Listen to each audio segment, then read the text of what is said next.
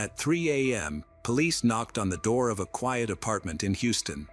Inside, Leon Jacob and Valerie McDaniel thought their troubles were resolved.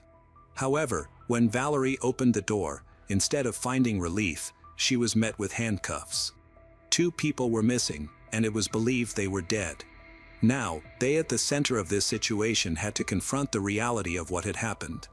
Unbeknownst to them, everything had been a setup. This story revolves around deception, manipulation, and a plan that spiraled out of control, ultimately leading to a dramatic downfall. Leon Jacob had always dreamed of becoming a doctor and saving lives, but the reality was much darker. His medical career was marked by unfinished residencies, disciplinary actions, and a series of failures. His personal life was equally troubled. Leon married Annie Morrison in 2001. She was ambitious, smart, but their home life was chaotic. They moved to New York to advance their careers, Annie in law and Leon in medicine, but what should have been a time for growth turned into a nightmare. Verbal abuse quickly escalated to physical violence. Leon hid his actions well, bruises were concealed and threats were spoken softly. By the time their second son was born, Annie lived in a constant state of fear. Leon's anger was uncontrollable. He drank heavily, gambled irresponsibly, and manipulated Annie through psychological abuse and terrifying threats. During one violent confrontation, he even pulled a knife on her in front of their child.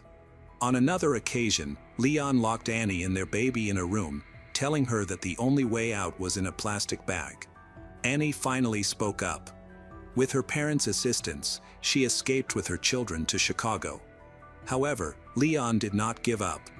He stalked Annie and her family, expressing anger towards the court that gave her custody.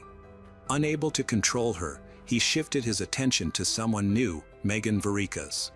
Megan worked at a hotel in Pittsburgh, where Leon had moved for his 6th residency. Like his previous positions, this one ended poorly due to his aggressive behavior towards staff and neglect of patient safety. Despite this, Megan was initially taken in by his charm. They relocated to Houston in late 2014, hoping for a new beginning, but Leon remained unchanged. By 2017, their relationship had deteriorated into threats, harassment, and fear. Megan faced physical abuse, constant stalking. When she attempted to leave, he followed her. When she sought refuge, he tracked her down. Even when she found safety at work, he would lurk outside, hiding in the bushes and confronting her coworkers. He bombarded her with emails filled with a mix of desperate requests and angry outbursts. He was unwilling to let her go and refused to accept her rejection. Megan applied for a restraining order and also sued Leon for harassment and assault. Facing criminal charges, Leon panicked as his dream of becoming a doctor slipped further away. Instead of accepting responsibility for his actions, Leon started to plan something more sinister. He reached out to a family connection and visited a law firm run by friends of his parents, where he met Laura, the owner's niece. Laura attempted to mediate the situation, hoping to persuade Megan to drop the charges and reconcile, but Megan refused. This rejection triggered Leon's dark thoughts. He considered that Laura helped Megan disappear. When Laura sensed his disturbing intention, she quickly distanced herself from him. Leon, feeling rejected, began sending Laura numerous messages and harassing her at her workplace. Although Laura felt unsafe, she did not report him to the police. Instead, she contacted her friend, seeking his help to intervene. Leon continued to stand his ground. A month went by without any progress. When Laura tried to reach her friend again, a stranger named Zach picked up the phone.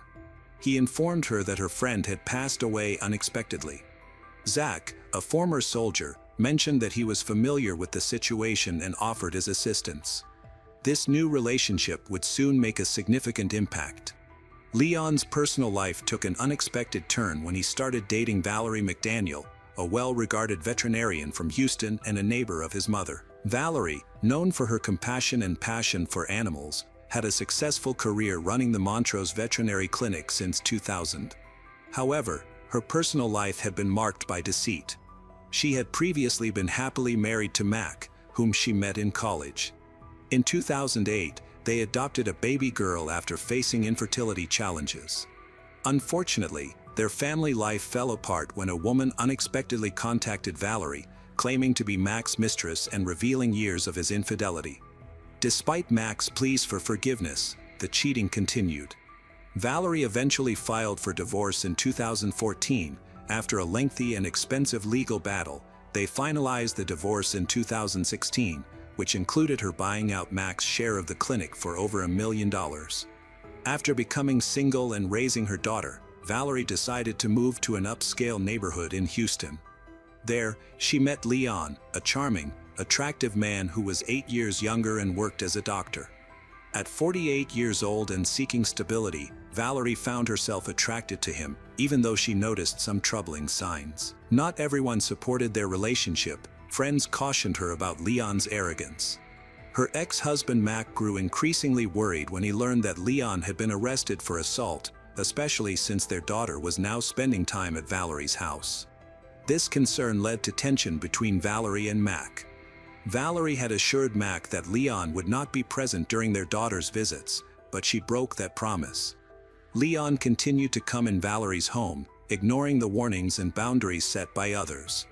As Leon's time to face her lawsuit approaches, he received a call from Zach. Leon saw this as an opportunity. Zach, who described himself as a former soldier, appeared to be the ideal person to help with what Leon considered a solution. Leon wanted Megan out of the way before the trial. If she is unwilling to leave the state on her own, it would be best for her to go back to Pittsburgh. Without hesitation, Leon offered Zach money and gave him a $2,500 down payment during a meeting in early February. However, Zach, whose real name was Motaz Azza, had no intention of harming anyone. Instead, he viewed this as a chance to prevent a potential tragedy and decided to trick Leon. He told Leon that the job was completed, claimed that Megan had been taken and convinced not to testify. Leon wanted to talk to her, but Zach advised against it, insisting she was emotionally unstable. For now, Leon accepted this and waited until Megan arrived at court. When she did, Leon lost his temper, while Zach pretended not to know what was going on. To keep up the act, Zach created a new plan. This one involved pretending to cause a car accident and planting banned substance to damage Megan's reputation before the trial. Leon agreed once more and continued to pay Zach, but the plan didn't succeed. Zach claimed that his team, whom he had supposedly hired, had been arrested. In reality, there was no team and no plan. It was all a deception. By the time Zach vanished, Leon had given him a total of $9,000. During a later court hearing, Zach admitted that he never called the police because he feared they wouldn't believe him. Given his previous theft conviction and a suspended sentence, he worried that his testimony would not be taken seriously, especially against someone like Leon Jacob, who was still a respected doctor. Feeling frustrated and betrayed, Leon looked for help elsewhere. He reached out to a prominent Houston city councilman and bail bondsman, Michael Kubosh, who had previously helped post bail for Zach. However, when Leon rushed into Michael's office demanding Zach's phone number, the discussion quickly changed direction. Leon was forceful and persistent. He accused Zach of disappearing with a large sum of money. Confused, Michael asked for more details. That's when Leon disclosed a shocking fact. He wanted Megan removed from Houston and taken off the witness list for good. Michael felt a surge of panic. He quickly reached out to the police. Authorities acted swiftly and tracked down Zach, discovering that his real name was Motaz. After his arrest, Motaz told detectives that he had been deceiving Leon to prevent a real crime from occurring.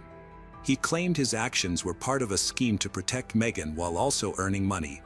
However, a crucial question remained: if he genuinely wanted to protect Megan, why didn't he contact the police earlier? After months of manipulation, deceit, and escalating threats, Motaz, previously known as Zach, decided to involve law enforcement. He agreed to cooperate with detectives in a high-stakes undercover operation aimed at capturing Leon Jacob in the act. The goal was to obtain recorded evidence of Leon ordering a hit. Detective Javier was selected to impersonate the hitman.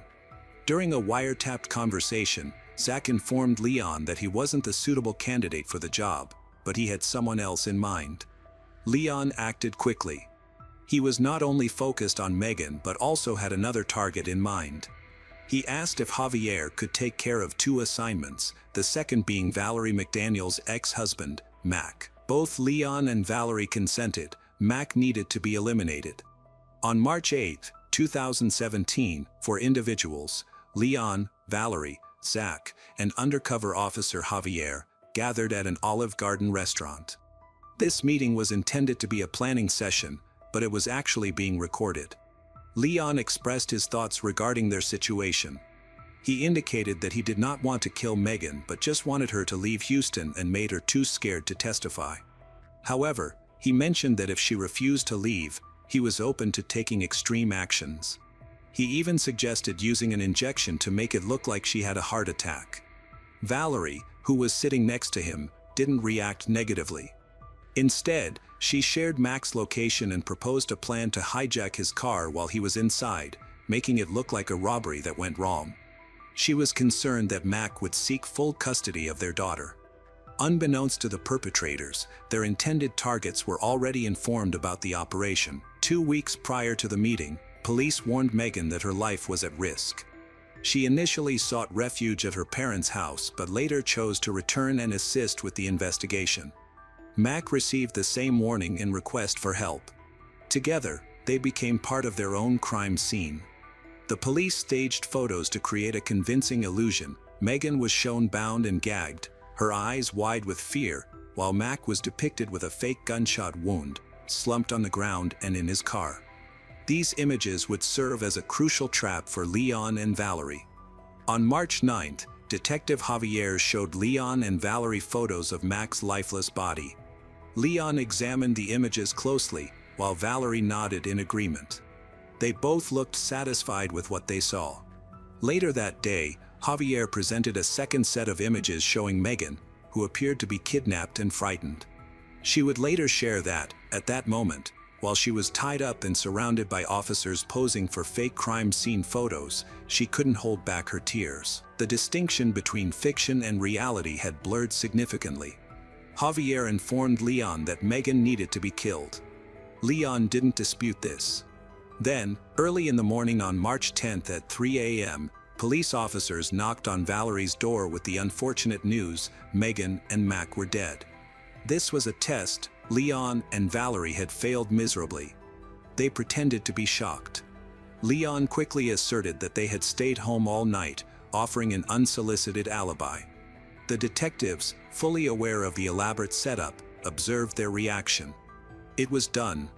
They had the recordings, the photos, the lies, and now they had the evidence.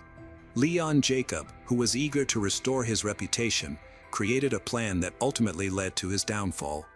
Valerie McDaniel, a highly regarded veterinarian, collaborated with him on a scheme that shocked even experienced investigators. Just hours after thinking their plan had worked, Leon Jacob and Valerie McDaniel were arrested. The police revealed the shocking truth: no one had died. Mac and Megan were safe, the photos were fake, and the assassination never took place. Leon went from disbelief to panic in an instant. Valerie, shocked and speechless, found herself confronted by Mac, who was waiting just outside her apartment during the arrest. She had to look into the eyes of the man she had desperately tried to forget.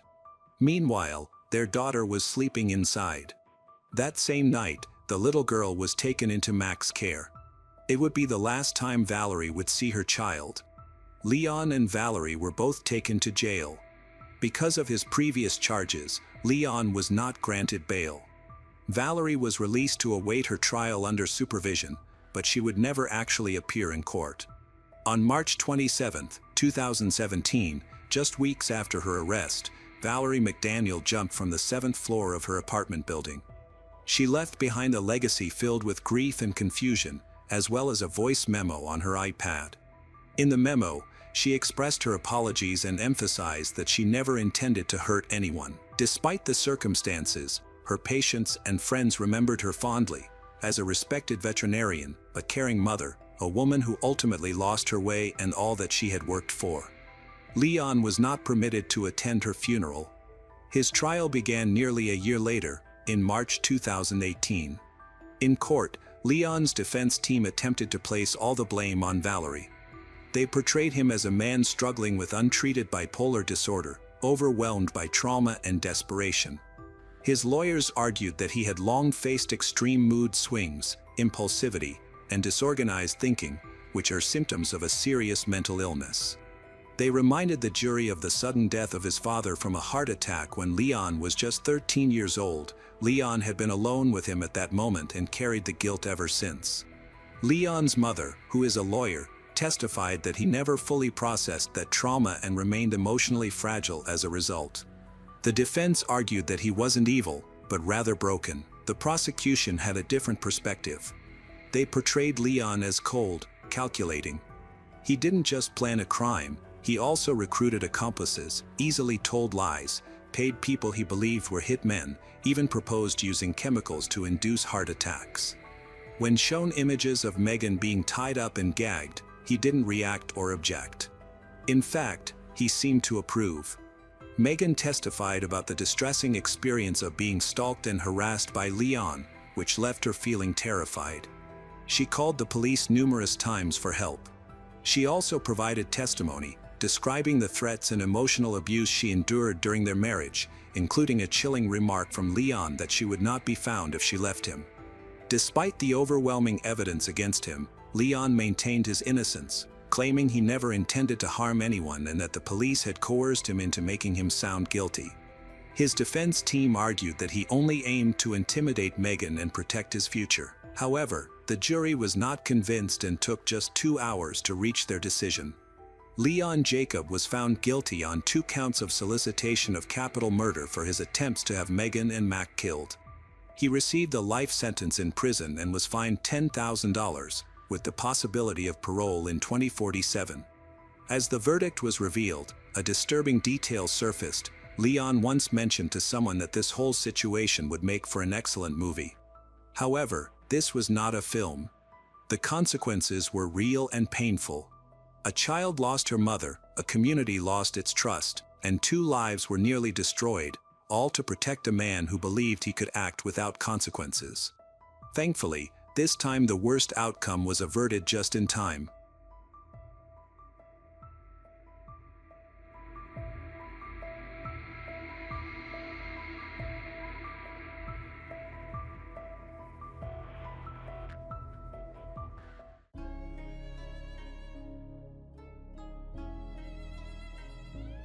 One morning in September 2019, police arrived at a quiet home in Pennsylvania to check on someone who had not been responding to calls.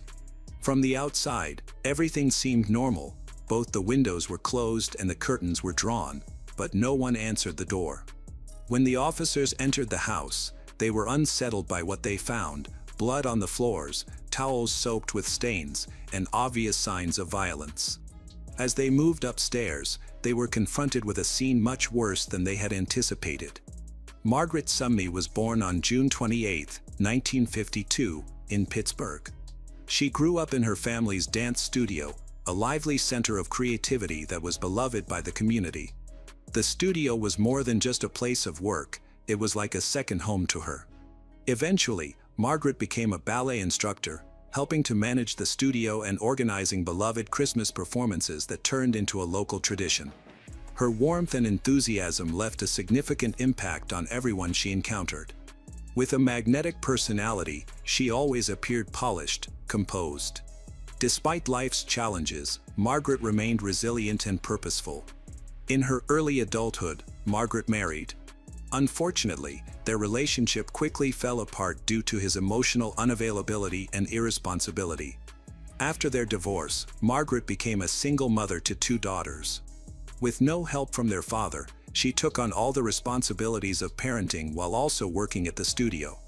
Despite these challenges, she provided a loving and structured home for her daughters. Years later, Margaret met another man, a charming dentist and Harvard graduate.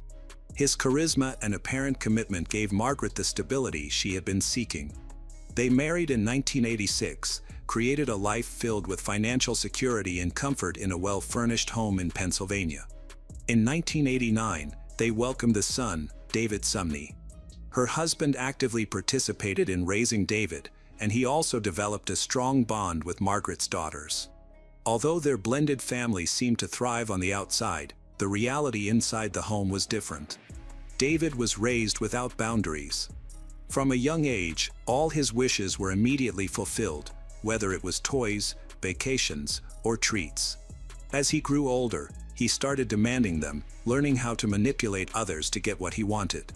Even simple tasks became negotiable, and he refused to do them without a reward. He had no understanding of gratitude or responsibility. His only concern was his own benefit. One particularly alarming incident occurred when he found a bird in the backyard and squeezed it to death. Margaret was horrified by his complete lack of remorse, nervously joked with family members about him potentially becoming a criminal. However, her humor masked her genuine concern. David showed no empathy or guilt. Without intervention, these troubling traits only became more pronounced as he grew older. By 2001, Margaret's marriage had quietly ended in divorce, which, while amicable, brought an end to the stability Margaret had worked so hard to achieve. Financially, the family fell apart. Her husband stopped providing support, and the dance studio that had once been central to their lives was no longer viable, forcing Margaret to close it down. With limited resources, she took a job at a clothing store to meet basic needs, a humble but necessary step. Meanwhile, David's sense of entitlement grew.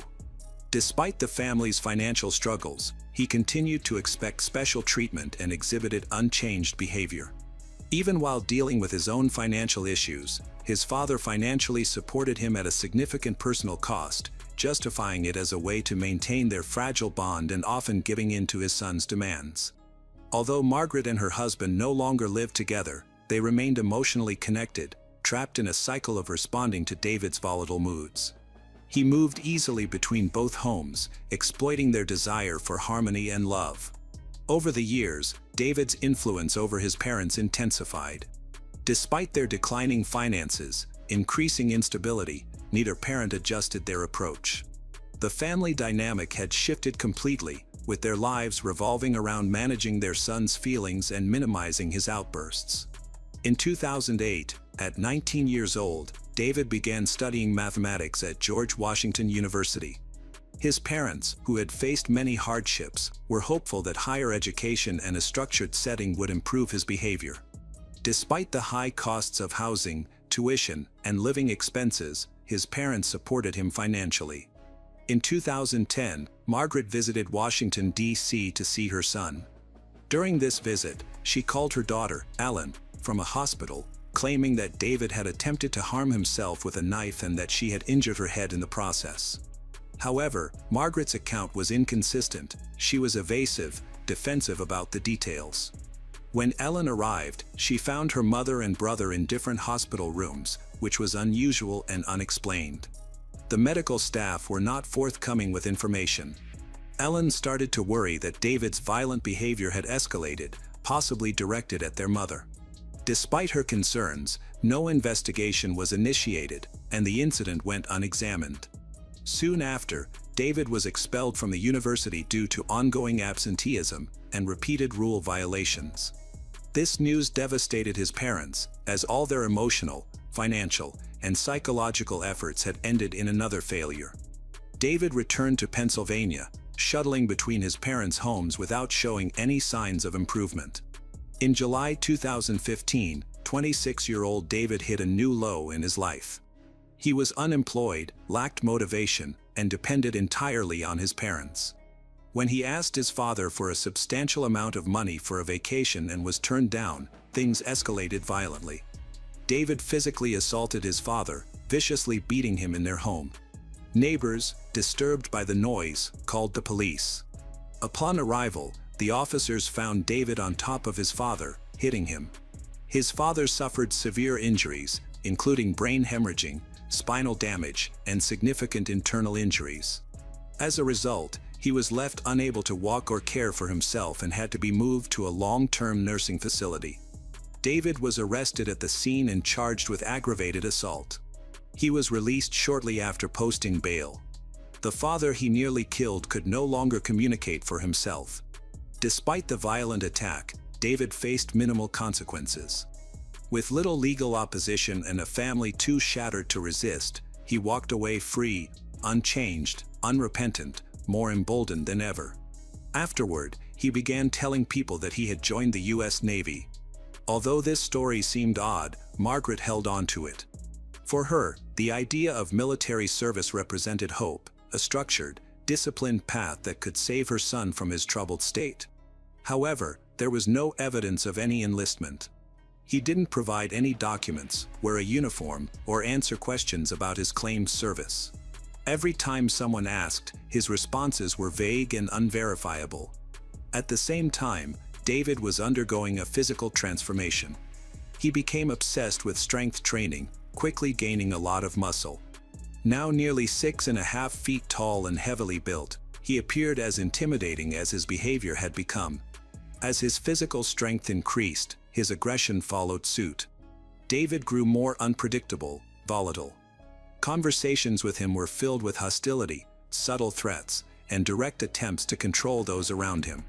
He made it clear that any pushback would be met with force. Margaret, exhausted from years of fear, confusion, and love. She stayed by his side, still hoping for the return of the son she once knew. But by then, control was lost for her and the rest of the family. David was no longer just difficult or spoiled, he had become dangerous. No one seemed able or willing to stop him. In November 2016, another terrifying incident occurred at Margaret's home. Late one night, David, who was very drunk, entered her bedroom and began to strangle her while she slept. The attack was sudden and violent. Due to his large size and strength, Margaret struggled to fight back. However, she managed to break free and scream for help. David left the room without saying anything, returned to his own. Margaret then called the police. When they arrived, they found David asleep, smelling strongly of alcohol. Margaret had visible bruises, finger marks on her neck and ribs. She recounted the attack to the officers, mentioning that David had referred to a Navy SEAL reference. David was arrested, and the situation was classified as domestic violence with aggravating factors. However, Margaret intervened again. Concerned that a felony charge would jeopardize her son's future, she urged the prosecutors to lessen the charges. She argued that he was under the influence and needed rehabilitation instead of imprisonment. She also pushed the idea, though unverified, that David had served in the U.S. Navy, presenting it as a sign of his potential. Her plea was convincing enough for the court to reduce the felony charge to a lesser offense, allowing David to avoid severe punishment. During court proceedings, an official background check revealed a shocking truth: David had never served in any branch of the military. The story he had told for years was entirely false. There was no record of him being recruited, enlisted, or trained. His military persona was a deliberate lie, used to hide his failures and violent tendencies. Despite this, Margaret still believed her son could change. David received a 16-month sentence, marking his first genuine consequence. While in prison, he portrayed himself as someone struggling with addiction, rather than his aggressive behavior. He claimed that alcohol was the source of his problems, not a lack of empathy or violent impulses. This approach worked for him. A social worker supported his transfer to a rehabilitation facility instead of prison, and the court granted it. At the Pennsylvania Recovery Center, David was put under structured supervision. He participated in therapy sessions and group activities. Margaret visited regularly, bringing supplies and defending her son. She saw the rehabilitation as a potential turning point. She hoped that if he completed the program, the worst would be behind him. After finishing treatment, David moved into transitional housing, quickly got a job. Progress reports indicated that he followed the rules and showed signs of adjustment. To his hopeful family, he appeared reformed. However, this appearance was only skin deep. Beneath the good behavior was the same manipulative person.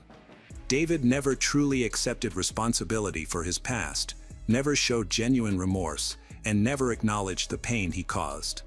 By 2018, David Summey's carefully crafted image was beginning to fall apart, though not fast enough for anyone to notice.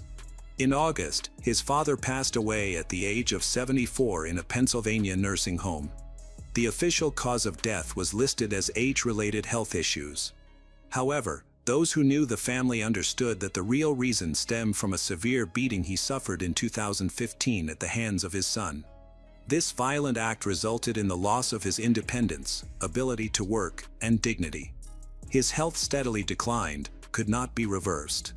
While the family never discussed it openly, there was a shared understanding that David's attack had dramatically altered his father's identity. Throughout this time, David faced no new charges and felt no remorse.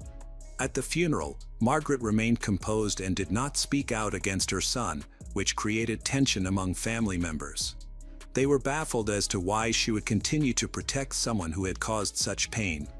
For them, it was not just a personal tragedy, but also a systemic failure. They believed law enforcement acted too late, the courts were too lenient, and Margaret's instinct to protect may have allowed a dangerous individual to continue endangering others. In 2019, David started a new relationship using a dating app. The woman moved in with him shortly after they met. At first, he seemed to have changed for the better. He was charming, respectful, and attentive. However, this behavior didn't last long. He soon became controlling and aggressive, closely monitoring her actions, imposing strict rules in their home. She noticed something troubling. David was writing checks in the name of his mother, Margaret. He claimed that Margaret had mental health issues and that he was handling her finances, even going so far as to forge her signature when necessary.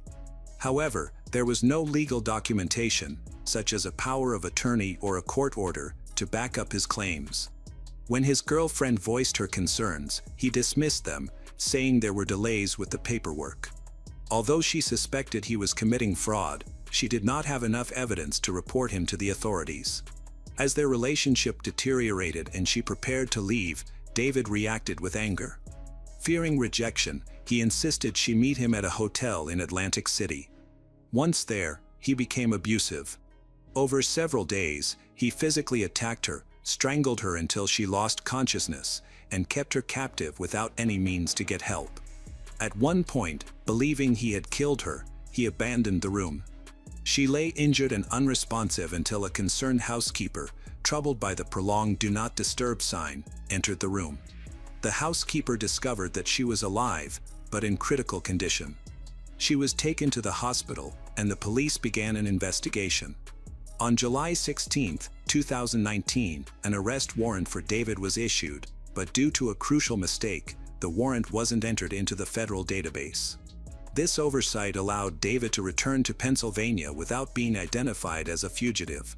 Days later, he was arrested on unrelated charges but was released because the warrant was not in the system. The protective measures designed to help the woman. The failure to communicate between agencies led to tragic outcomes. On September 1, 2019, one of Margaret's sisters tried to contact her several times, but her calls went unanswered. Worried, she contacted Margaret's eldest daughter, Ellen, who was also unable to reach her mother. By the morning of September 2, Ellen's anxiety grew as she continued trying to contact Margaret. Eventually, David answered the phone and stated that Margaret was asleep, refusing to let her speak to anyone. His tone was emotionless, which worried her. Ellen decided to contact local authorities to request a welfare check. When the police arrived at Margaret's home, everything seemed quiet. The windows were shut, and no one answered the door. After a few minutes, the officers forced their way inside and immediately sensed that something was amiss. A foul odor filled the air, blood stains were visible in several rooms, and there were drag marks suggesting an attempt to clean up or conceal something. Upstairs, they found Margaret in the bathtub. She had been dead for over 24 hours.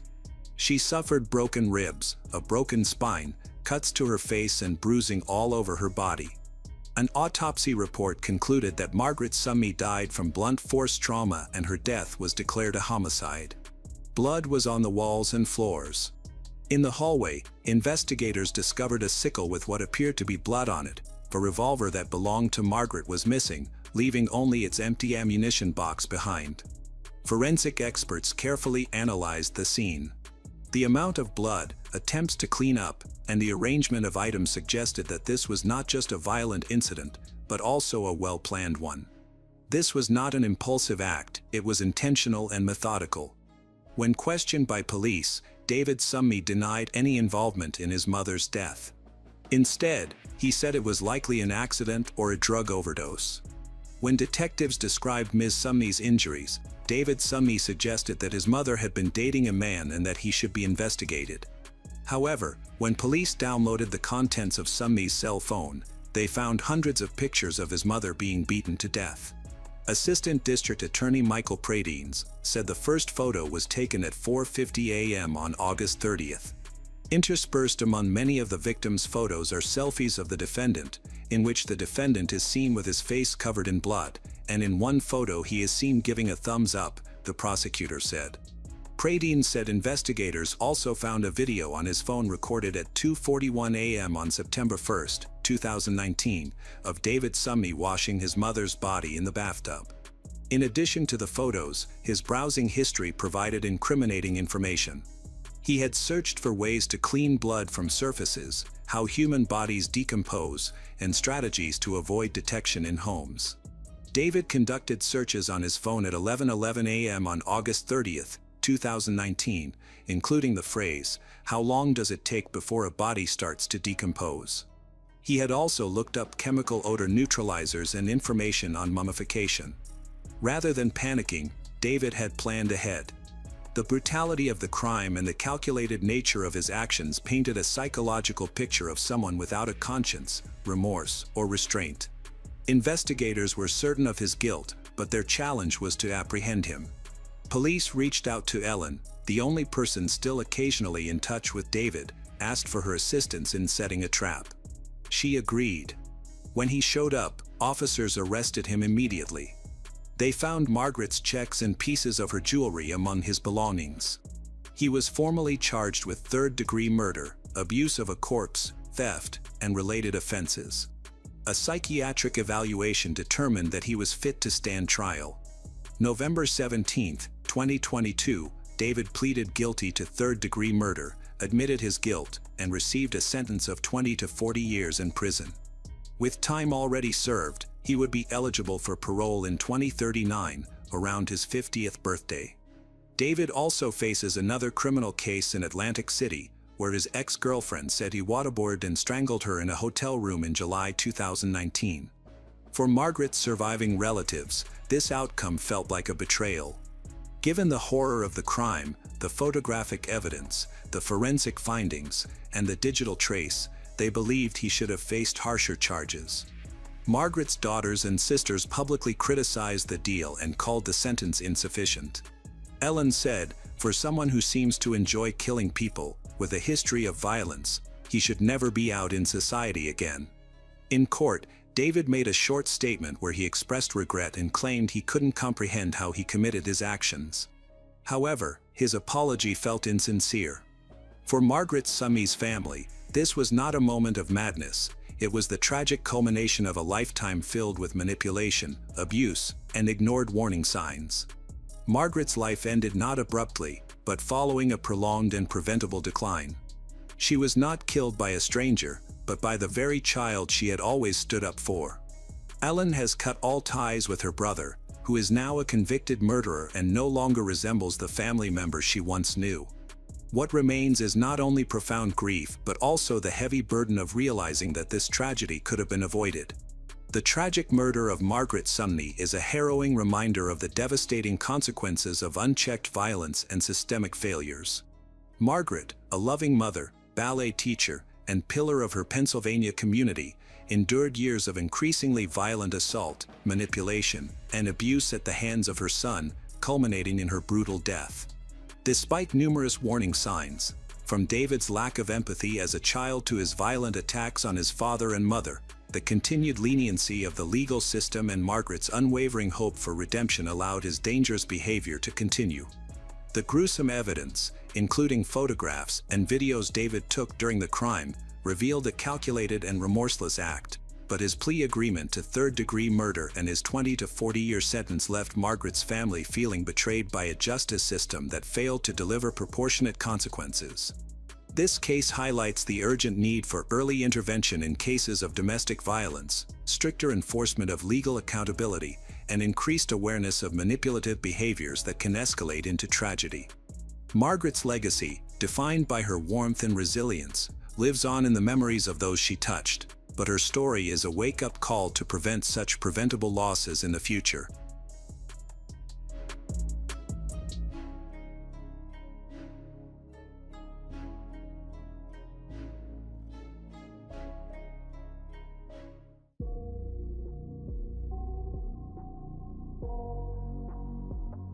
It was a regular afternoon at Danvers's high school.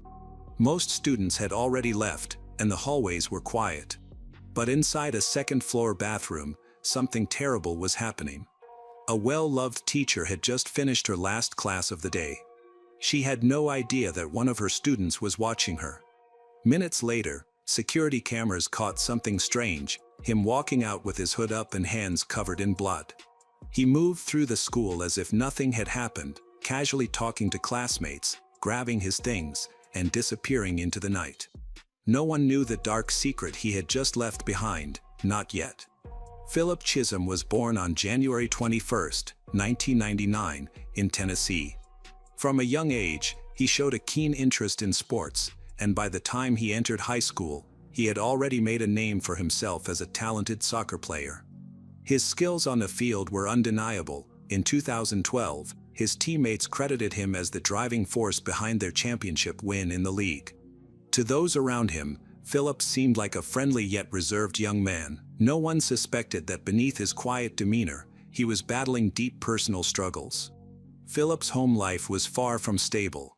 His father, a former military officer, had succumbed to alcoholism and frequently subjected him to both physical and emotional abuse. Heated arguments with his wife, Diana Chisholm, were a regular occurrence. By the fall of 2013, the tension had reached a breaking point. They decided to separate. Philip was uprooted from the life he knew and moved with his mother to a small town in Massachusetts, while his father relocated to Florida. As part of their divorce agreement, his father was permitted only limited visitation with Philip. Practically overnight, his world had changed completely. Adjusting to a new environment proved difficult for Philip. Already introverted, he struggled to find his place at his new school. Socializing didn't come easily to him, but over time, he began to open up. He gradually integrated into school life, even trying out for the basketball team. Though he made friends, he was selective about whom he spent time with, limiting his conversations in class to only a few people he deemed trustworthy. He stayed away from alcohol and banned substance, never drawing much attention to himself. However, beneath the surface, trouble was brewing. Philip found academics particularly challenging. Rather than engaging with his lessons, he often retreated into his own world, sketching in his notebook and listening to music instead of paying attention in class. It was during this time that Colleen Ritzer, one of the most beloved teachers at the school, noticed this new student. Known for her ability to connect with students, Colleen had dreamed of becoming a teacher from a young age. Excelling in mathematics, she pursued it as her career, earning her degree in mathematics with a specialization in secondary education, and began teaching 8th grade math that same year. Her dedication to her students was unmistakable. She frequently stayed after school to offer extra help and used social media to engage with them. When Philip arrived at the school, Colleen quickly noticed his academic struggles. Understanding that he was going through a rough time, she saw potential in him and believed he just needed some guidance to get back on track. However, unlike most of his classmates, Philip showed no interest in her efforts. On the morning of October 22, 2013, Philip arrived at Danvers's high school carrying multiple bags. Inside them were gloves, a change of clothes, a mask, and a box cutter, items that had nothing to do with schoolwork. Later that day, he attended Colleen's class. When the lesson was over, she approached him, offering to stay after class to help him prepare for an upcoming test. Philip's reaction was anything but appreciative. Instead, he erupted into an angry outburst. Colleen attempted to calm him down, but he stormed off. At around 3 p.m., Colleen went to the bathroom, unaware that Philip was closely following her. By that time, most students had left the school. Philip quietly entered the bathroom wearing gloves and holding a box cutter. Suddenly, he attacked Colleen, covering her mouth with a cloth to silence her. He overpowered her and stabbed her at least 16 times. The assault was interrupted when another student entered the bathroom.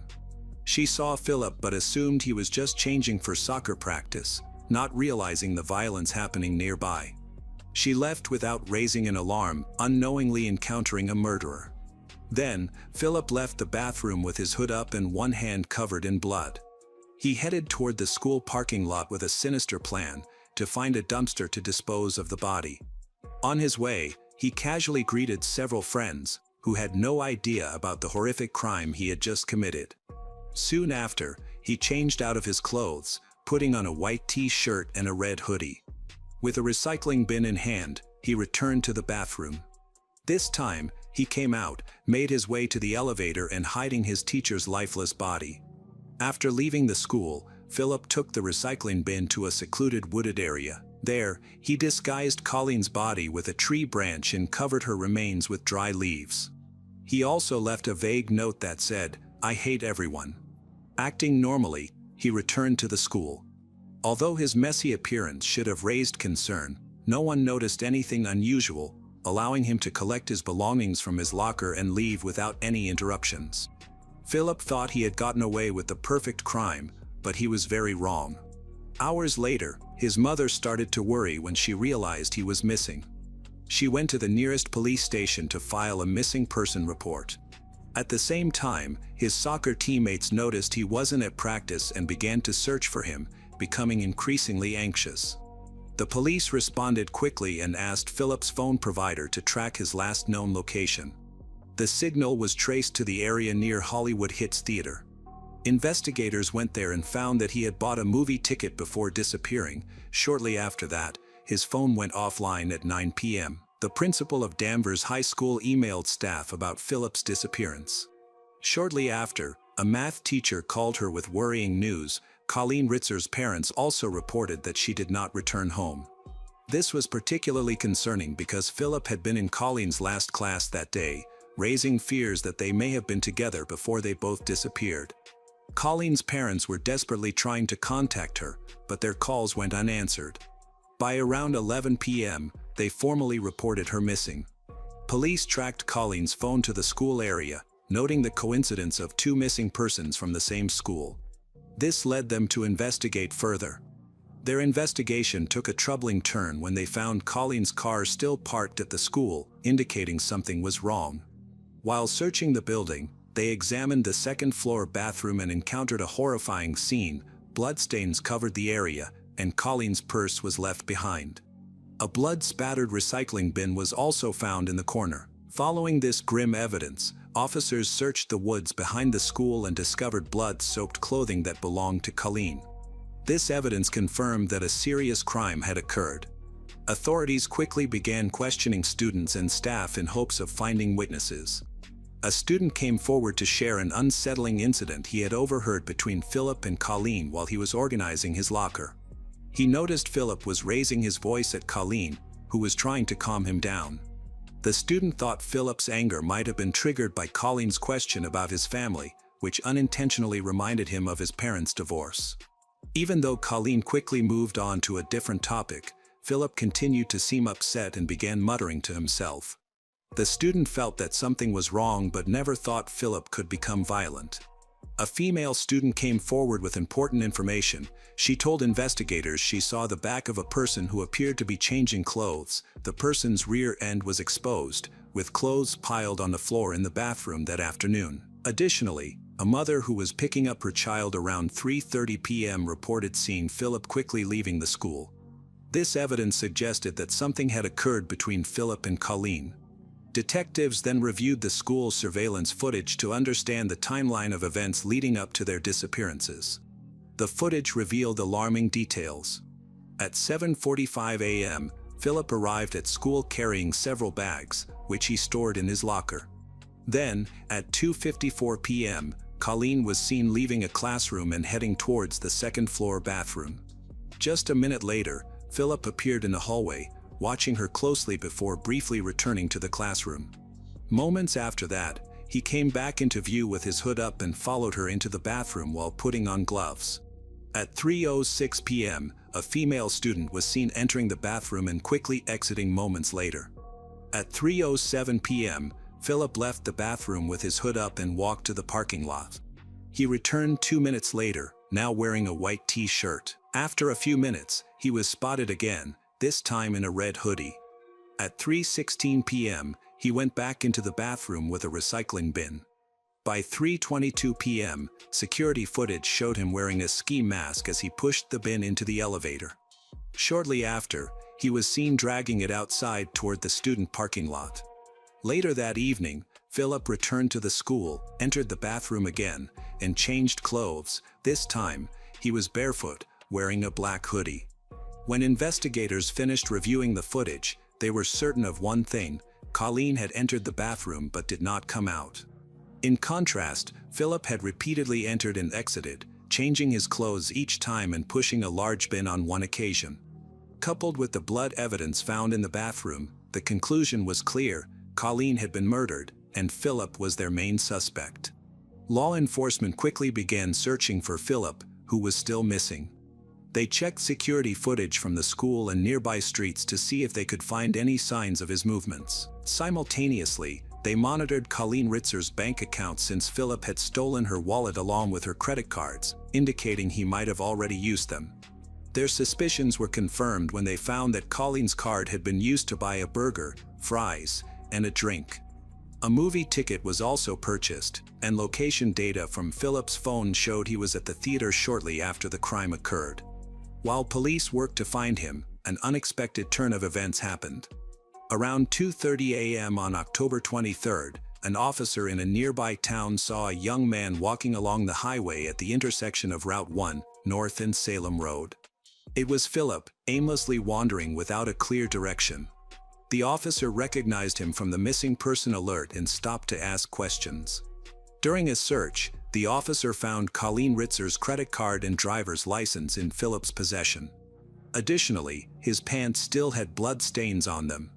He was promptly taken into custody and brought to the local police station. When officers searched Philip's backpack, they discovered Colleen's purse, her underwear, and a box cutter with dried blood on it. Alarmingly, there were also traces of semen and blood on Philip's own underwear.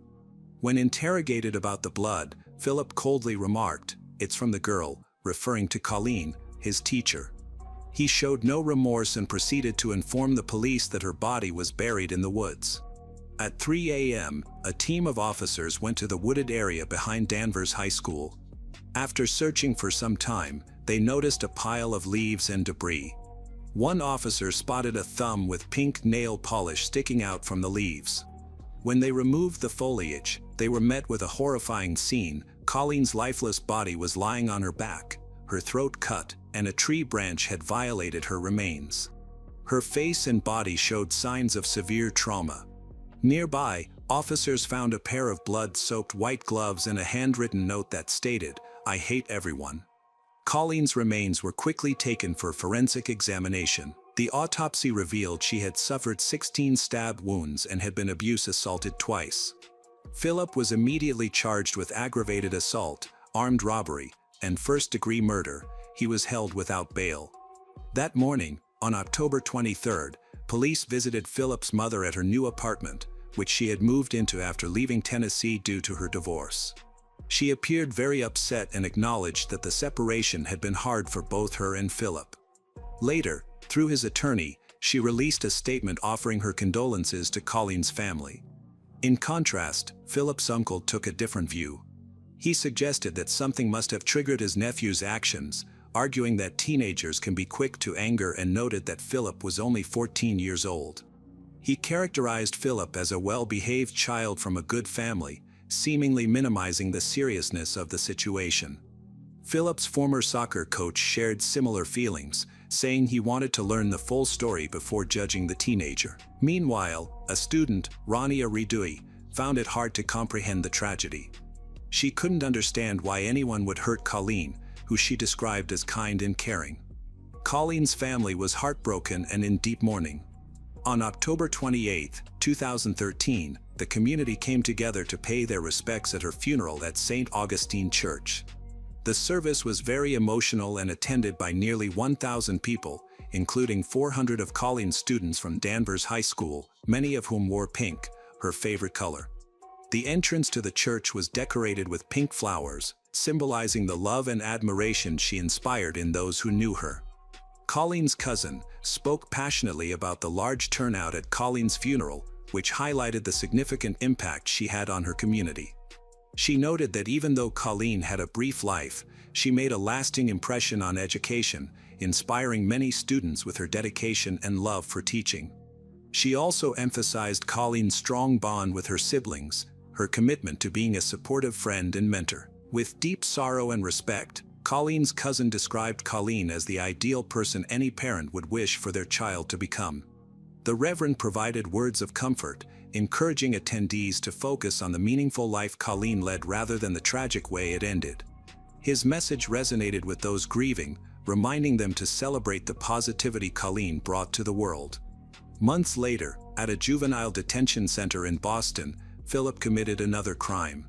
On June 2, 2014, he entered a staff locker room bathroom and tried to strangle a 29-year-old medical staff member and attack her with a pencil. It took several employees to restrain him while he screamed threats, including, "I'm going to kill all of you."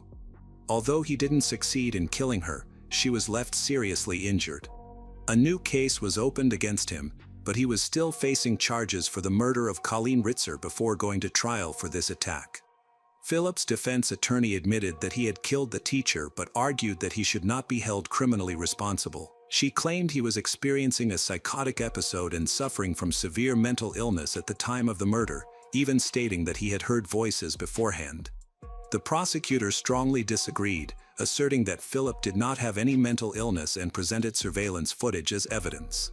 The videos showed him carefully following Colleen into the bathroom, attacking her, and then coldly placing her body into a recycling bin before wheeling it outside. The prosecutor also highlighted that after the murder, Philip casually greeted friends, ate a meal, and watched a movie while carrying evidence of his crime in his backpack. After considering the prosecution's argument, the court rejected the defense's claim of criminal insanity, ruling that Philip was mentally competent to stand trial. Since the minimum age for criminal prosecution in the United States is 14, he could be tried as an adult.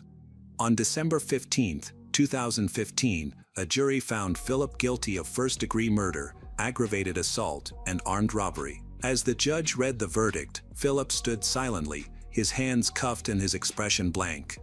Colleen's mother, heartbroken by his lack of remorse, declared that Philip was truly evil and beyond rehabilitation. "Their family will never get a second chance with Colleen, and he shouldn't get one either," she said.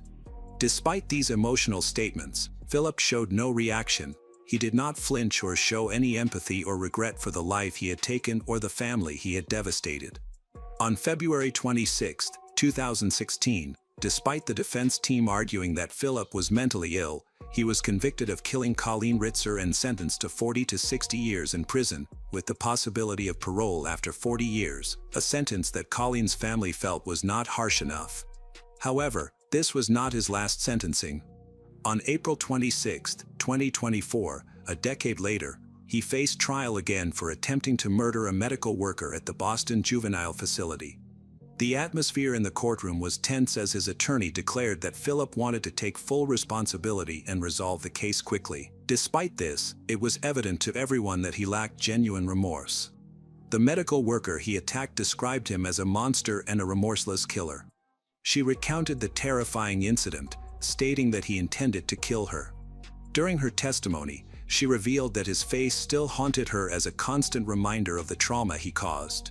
She pleaded with the court to keep Philip in prison for life, so no one else would suffer at his hands. Ultimately, the judge sentenced Philip to an additional 17 to 20 years for the attack, to be served concurrently with his original sentence for Colleen's murder. To this day, Philip remains in prison, serving time for the crimes he committed against two women who only tried to help him, but were met with unimaginable violence instead. Colleen's family chose to celebrate her memory instead of focusing on their sorrow after her tragic death. 1 year following her murder, they created a scholarship in her honor. In a public statement, they remembered Colleen as a kind and caring young woman whose love for teaching defined her life. They take comfort in knowing that her legacy lives on. Many students who have received the scholarship are pursuing teaching careers, inspired by Colleen's dedication and passion for education. Although she is no longer, her influence remains strong in the classrooms and hearts of those who knew her. In October 2024, Chisholm's attorneys appealed to the Massachusetts Supreme Judicial Court, arguing that brain scan evidence of mental illness had been wrongly excluded. On February 25, 2025, the SJC denied a new trial, upholding Chisholm's conviction and 40-year parole. Ritzer's family expressed relief, stating the ruling allowed them to grieve without appeal uncertainties. The brutal murder of Colleen Ritzer at Danvers High School left an indelible scar on her family, students, and community, shattering the illusion of safety in a place meant for learning. Yet, from this tragedy, Colleen's radiant legacy endures through the scholarship bearing her name, inspiring future educators to carry forward her passion and kindness. Philip Chisholm, whose cold indifference and violent acts stole a beloved teacher's life, remains behind bars, his 2025 appeal denial ensuring accountability for his crimes. As Danvers continues to heal, the memory of Colleen, her infectious smile, unwavering dedication, and boundless compassion, lives on, a beacon of light that no darkness can extinguish.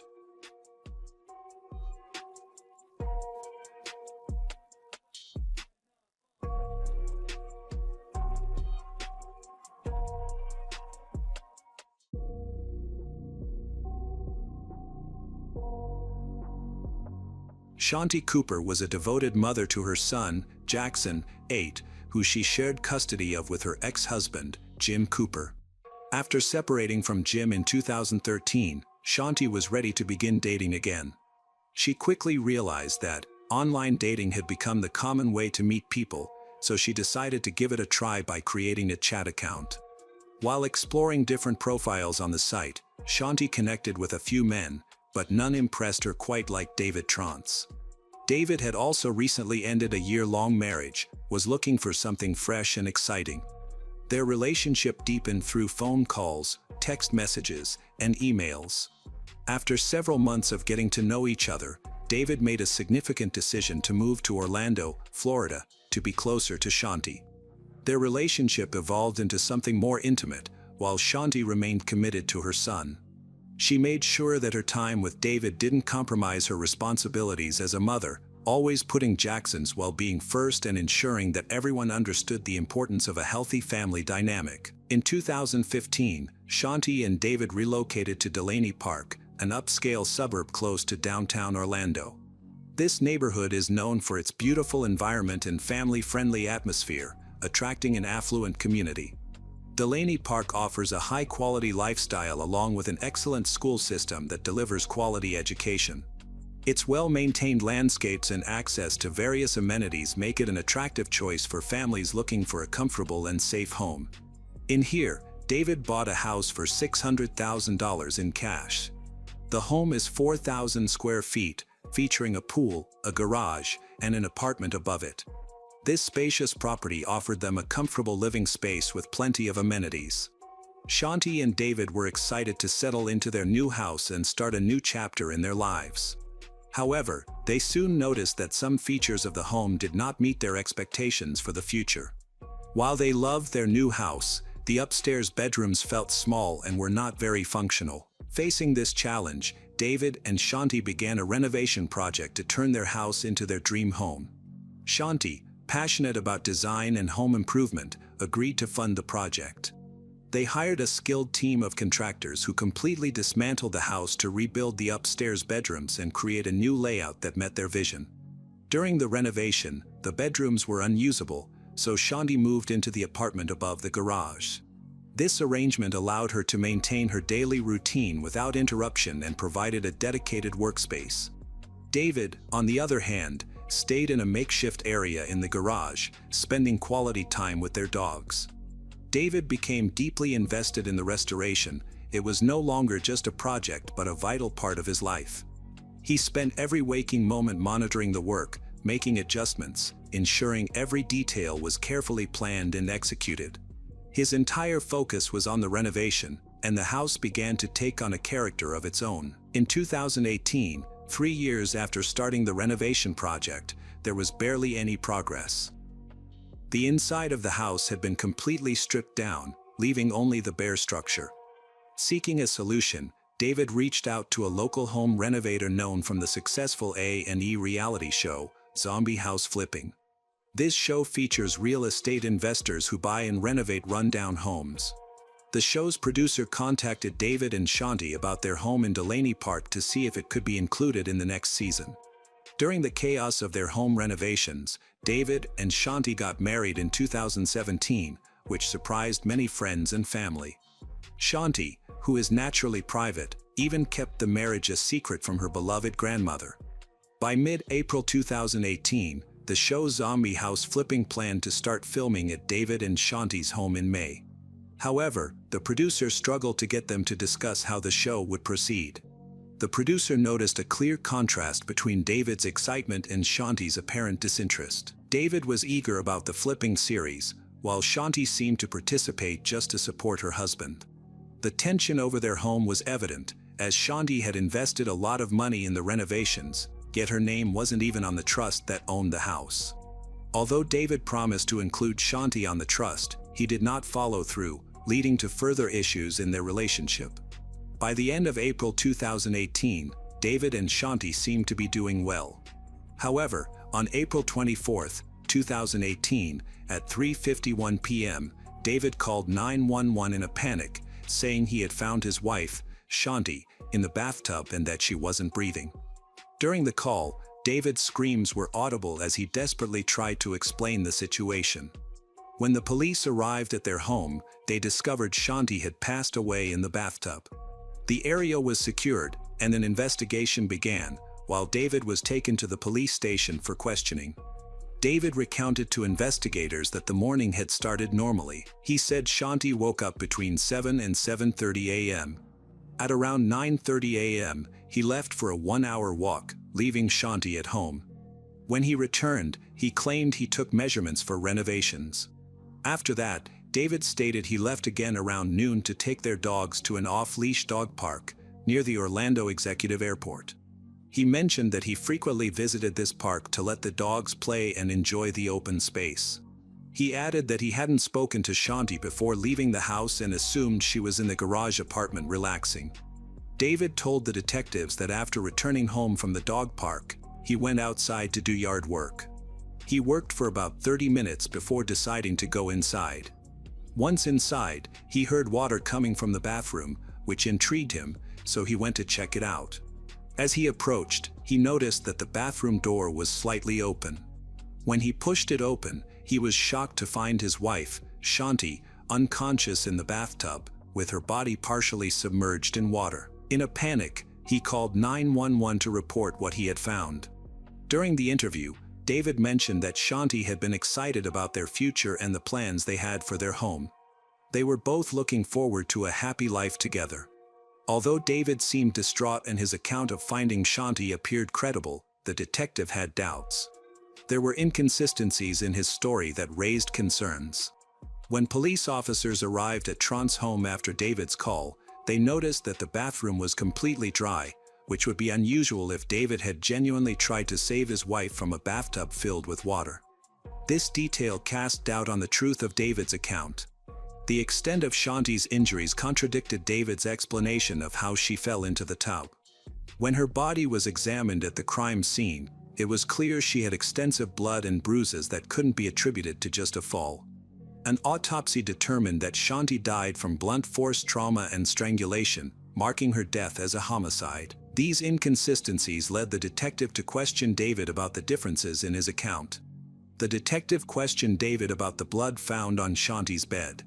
David claimed it was from her menstrual cycle, but the amount discovered was puzzling and raised more doubts. The detectives explored various theories about why David might have killed Shanti. To provoke a response from David, the detective inquired if their ongoing home renovations had anything to do with Shanti's death, but David denied any connection. The detective also asked if Shanti was upset with David because her name was not on the house title. David insisted that Shanti had no problem with that. The detective began to suspect that Shanti's death might be linked to her life insurance policy, which would pay out $250,000 to David. During the interview, detectives asked David whether Shanti's death was an accident related to rough intercourse. He denied harming her in any way. Despite his denial, the detectives believed there was enough evidence to implicate him in Shanti's murder. They thought he had pretended to cry during the 911 call and the interview to divert suspicion. However, before David left the police station, he agreed to take a polygraph test. It was late at night, and the detectives couldn't find a polygrapher to conduct the test right away, so they allowed David to go home. Before he left, he provided DNA samples, nail clippings, and fingerprints to the detectives for analysis and comparison with evidence from the crime scene. The detectives hoped these samples would help them find more evidence linking David to Shanti's murder. Investigators who looked into the crime scene at David and Shanti's home found several notable details. Shanti had one earring still on and another on her nightstand, along with her watch, which was also found on the nightstand at the time of her murder. These details were important to the detectives because they indicated that Shanti might have been getting ready for bed when she was attacked. Additionally, her cell phone was on the nightstand, but there had been no activity on it after 11:30 p.m. on April 23, 2018. The medical examiner's report showed that Shanti had no defensive wounds, suggesting she was caught off guard by the attack. Detectives theorized that Shanti was sitting on the edge of her bed, taking off her jewelry when David attacked her from behind, leading to her death. They believed David then moved her body into the bathtub.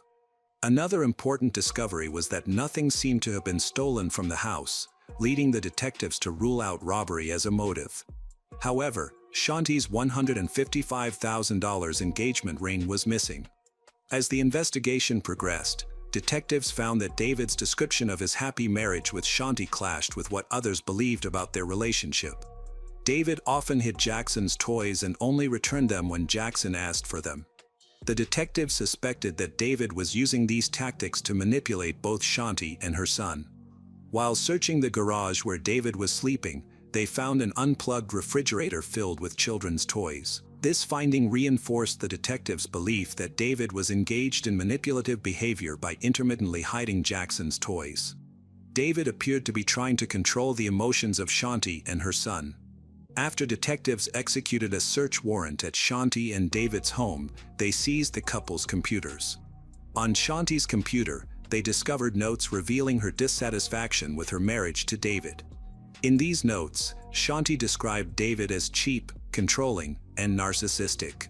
She wrote that he never paid when they went out to eat, and on the rare occasions he did, he would make excuses, claiming he forgot his wallet. Shanti shared feelings of sadness and loneliness, expressing her fear. She desired to no longer be part of their life together. She indicated that her mental unhappiness was largely due to her difficult interactions with David. Additionally, the notes showed that living in a house under construction added significant stress to her life. As the detectives investigated Shanti's murder, they uncovered significant information linking David to her death. It was found that Shanti had been hospitalized for 3 days prior to her body being discovered. The detectives learned that she had expressed worries about her eating habits, telling her nanny that she could no longer tolerate spicy foods or drink alcohol. Furthermore, Shanti was experiencing rapid weight loss, which raised more suspicion among the investigators. They were confused by the toxicology tests conducted during her autopsy, which did not reveal any toxic substances in her body. Despite the lack of evidence, they began to suspect that David might have been poisoning Shanti, but they were uncertain about the specific substance responsible, as nothing was detected in the tests. David had been married before he wed Shanti, which prompted detectives to investigate his previous marriage. They found out that his first wife, Carol, suffered from health problems similar to Shanti's. David met Carol on a blind date in 1997, and they married 2 years later. The detectives were concerned about a possible link between Carol's health issues and Shanti's rapid decline in health. Shortly after their marriage, Carol began facing various health challenges, including persistent nausea, fainting spells, severe reactions to spicy foods and alcohol. Some of her close friends suggested to the detectives that David might have started poisoning her after they got married. To learn more about David's past, the detectives traveled from Florida to Minnesota in November 2018 to interview Carol in person. During the recorded interview, Carol described her struggles with chronic pain and immune system problems that remained undiagnosed. She stressed the need to understand her background to grasp the context of her health issues and mentioned that David was the one who cooked their meals during their marriage. The detectives asked Carol about the possibility that David was involved in her health issues, noting it was suspicious that both of his ex-wives faced similar health problems. Carol firmly denied any suggestion that her ex-husband had poisoned her, stating that her health issues continued even after they separated. During the investigation into Shanti's murder, detectives received a call from an employee at Club Orlando, a private men's spa. The club provided amenities like hot tubs, pools, a gym, and dark rooms for intimate activities. To become a member, individuals needed to buy a pass or membership. The employee informed the detectives that David had multiple memberships at Club Orlando and renewed them every 6 months without exception. He claimed to have seen David engaged in intimate activities with other men. Conversations with Shanti's friends revealed that she would never accept her husband having same intimate relationships. This raised the question of whether Shanti had discovered David's actions and threatened to leave him. As the investigation progressed, the detectives thoroughly reviewed all evidence, including information from an employee at Club Orlando. They sought to find out if David's spa membership and the reported intimate activity could shed light on Shanti's death. When the forensic results arrived from the state crime lab, they revealed Shanti's DNA under David's fingernails and his fingerprints were the only ones found in the bathtub. This evidence contradicted David's story, in which he stated that Shanti had accidentally fallen while entering the tub. The detectives had anticipated finding Shanti's fingerprints in the tub as well, but they were absent. On August 29, 2018, David was arrested and charged with first-degree murder, and he was denied bail. His friends were shocked by the news, as they found it hard to believe he could be responsible for Shanti's murder. They suspected that the police were looking for an easy resolution and not thoroughly investigating to find the true culprit. However, the detectives carried out a detailed investigation, following all leads regarding Shanti's murder before making the arrest. Additionally, the detectives considered Shanti's ex-husband, Jim Cooper, as a potential suspect due to their rocky divorce, which raised concerns about whether Jim might have harmed Shanti. After interviewing Jim, the detectives were able to eliminate him as a suspect based on his alibi. After David was arrested, police searched his mother's home in Orlando, where he had been living. In a suitcase, they found Shanti's missing engagement ring, which had gone missing the night she was murdered. This discovery strengthened their case against David. On April 18, 2019, almost a year after Shanti's murder, prosecutor Ryan Vecchio was meeting with Orlando Police Inspector Teresa Sprague when David's attorney called. At the time, David was represented by Robert Mandel, who called after receiving Sprague's investigative report. After some deliberation, Robert Mandel informed him that he had hired private investigator Billy Lane from Prison Break Investigations to investigate the case and that he had some papers in his home. ASA Vecchio asked him where these papers came from and Robert informed him that they were taken from the loft apartment David was staying in at the time of the murder and that the police had missed them. He informed him that these papers had been packaged as evidence and kept by Billy Lane at his office in Lakeland and that they planned to test the blood and DNA at some point. They had now kept these papers for 11 months without revealing them. Inside the brown evidence bag, which was marked and labeled, were bed sheets, a fitted sheet, a pillowcase, and a pair of black socks. Police also found a green cord collected from the Tron's home that had been found wrapped around a wooden beam from a ladder. Although the strangulation marks were not easily visible, Shanti had an unusual linear cut on the right side of her neck with possible strangulation marks on both sides. Using gloves and magnifying glasses, investigators examined the entire cord for evidence of blood but found nothing that could be seen with the naked eye or under a magnifying glass. In July 2019, a jailhouse informant came forward with important details about a confession from David. The informant said that Shanti had found text messages on David's phone that exposed his intimate relationships with multiple men. This led to a heated argument where Shanti expressed her anger, threatened to expose him, and demanded a divorce. The informant claimed that David admitted to blacking out before he hit Shanti, which ultimately caused her death. Additionally, the informant stated he had known David before being incarcerated and had seen him at Club Orlando. He also revealed that David mentioned Cambo, a toxic secretion from an Amazonian giant monkey frog used in controversial treatments. David had allegedly told the informant that this substance could be a poison that kills without leaving traces in a toxicology report. David's trial was postponed due to the global issue, which affected many legal proceedings across the country. As a result, there were significant delays in his case, lasting almost 2 years. Finally, in 2022, the trial began. However, it took an unexpected turn when both the defense and prosecution's medical experts evaluated David, determined that he was not competent to stand trial, concluding that he was experiencing severe symptoms of schizophrenia. In October 2023, after a 6-day trial, a jury found David Trance guilty, and he was sentenced to life in prison. Shanti's son, Jackson, now lives with her ex-husband, Jim Cooper. Shanti, a devoted mother and woman searching for love, stability after a difficult divorce, fell victim to David Trance's manipulative and violent betrayal. Her death at their Delaney Park home, amid a stalled renovation that symbolized the breakdown of their marriage, underscored the dangers of broken promises and hidden motives. David's sentencing in October 2023 brought justice, but it did not erase the pain endured by Shanti's son, Jackson, and her loved ones.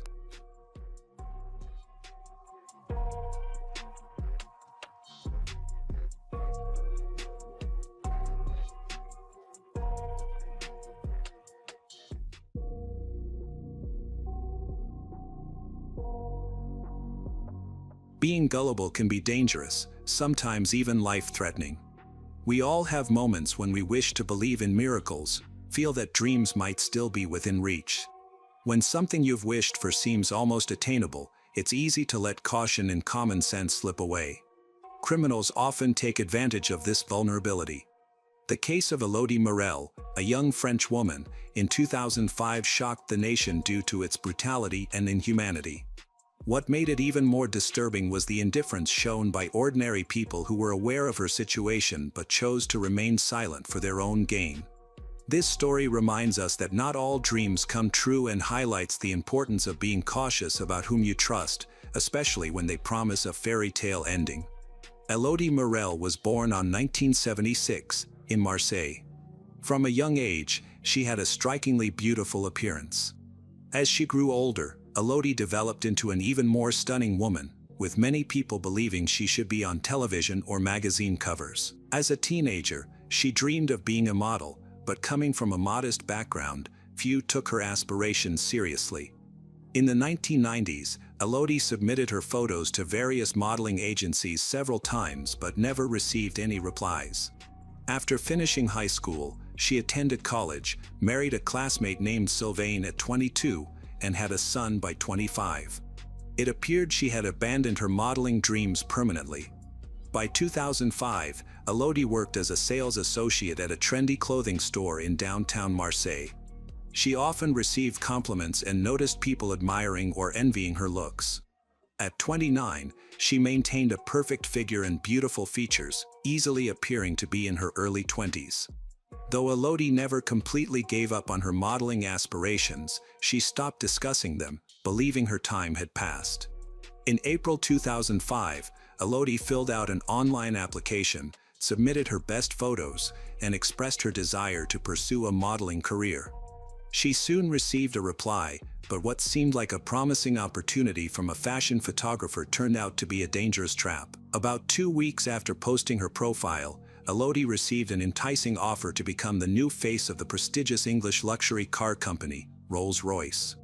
The contract promised €1,000 per day for a photo shoot, but to secure the deal, she needed to meet the photographer for a test shoot. The meeting was scheduled for May 2nd at a bar in Aigues-Mortes. Excited, Elodie shared the news with her husband, who was doubtful but didn't voice his concerns.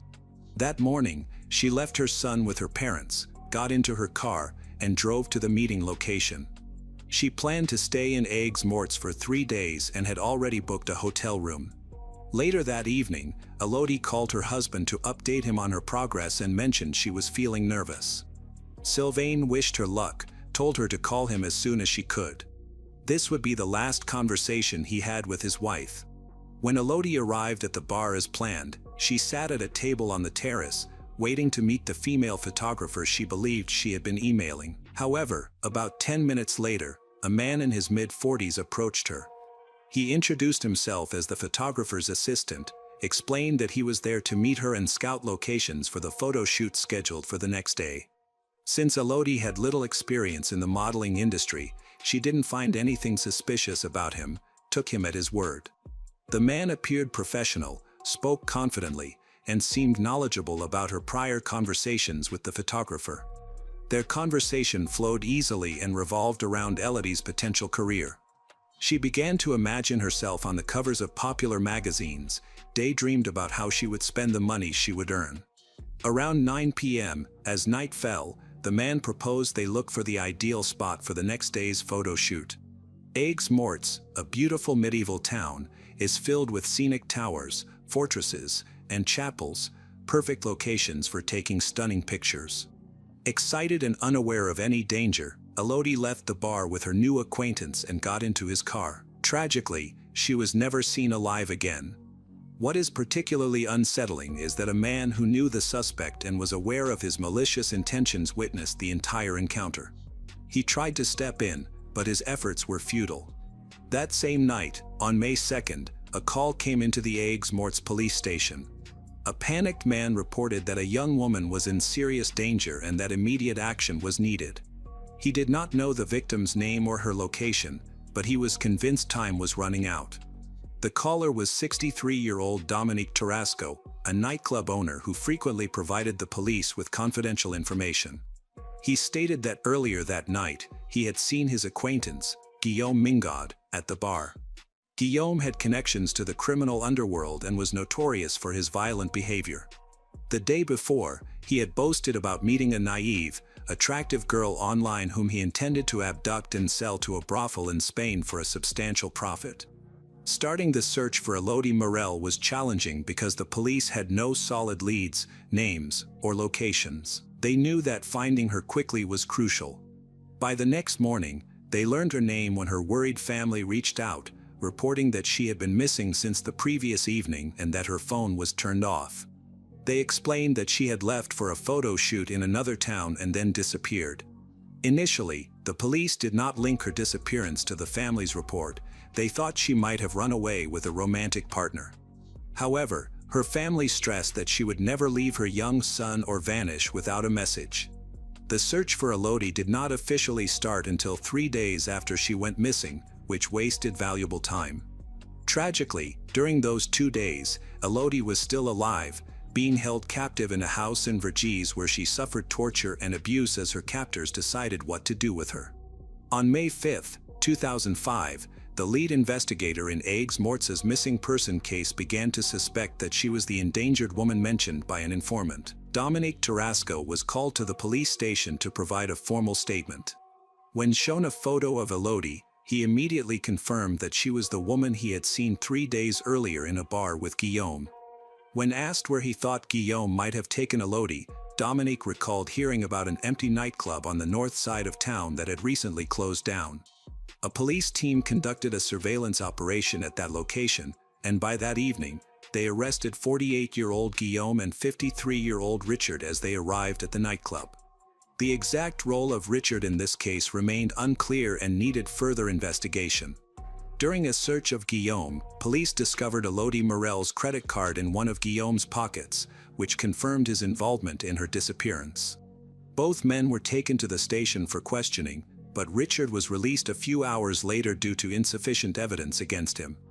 Richard lived with his family on the outskirts of town and had a friendly relationship with Guillaume, but he had no prior legal issues. Guillaume initially claimed he didn't know Elodie and that he had just stolen her credit card. In his first account, he said that on May 2nd, while at a bar, he spotted an attractive, well-dressed woman and assumed she had money. He decided to rob her. Guillaume approached Elodie's table, gave her a compliment, and offered to buy her a coffee. Although she stated she was waiting for someone, she didn't tell him to leave. They engaged in a brief conversation, during which he managed to take her credit card from her purse that was hanging on her chair, leaving before she realized it was gone. Guillaume insisted that the entire incident was spontaneous. He claimed he only stole her card and had no involvement in her disappearance. Investigators found that he used the stolen card the same day to withdraw cash from an ATM located on the outskirts of town. However, he could not explain how he knew the PIN, which made his story seem unreliable.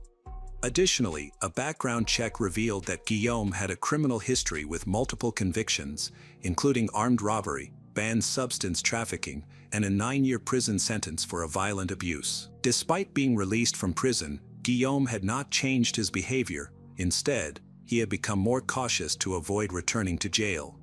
The situation worsened for Guillaume when police discovered Elodie's phone number in his phone, along with their email exchanges regarding a photo shoot. This evidence contradicted his initial account and forced him to change his story. He admitted that he found Elodie's modeling profile online and began messaging her while pretending to be a photographer. Elodie, being trusting and eager, quickly agreed to meet him without much skepticism. Guillaume had been using a female alias to communicate with her, which made him nervous that she might become suspicious when a man showed up instead of the expected photographer. Nevertheless, Elodie saw nothing unusual and willingly went with him late at night to check out possible locations for the photo shoot, even getting into his car without hesitation, a fact later confirmed by witnesses.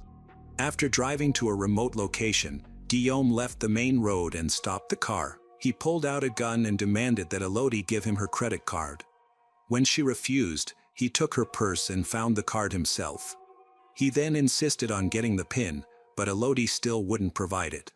Angered, he slammed her head against the dashboard, choked her until she finally gave in and revealed the code. After that, he locked Elodie in the trunk and went to the nearest ATM to check if she was telling the truth. The PIN worked, and he emptied her account. With the money in his possession, he started thinking about what to do next with the woman locked in his trunk.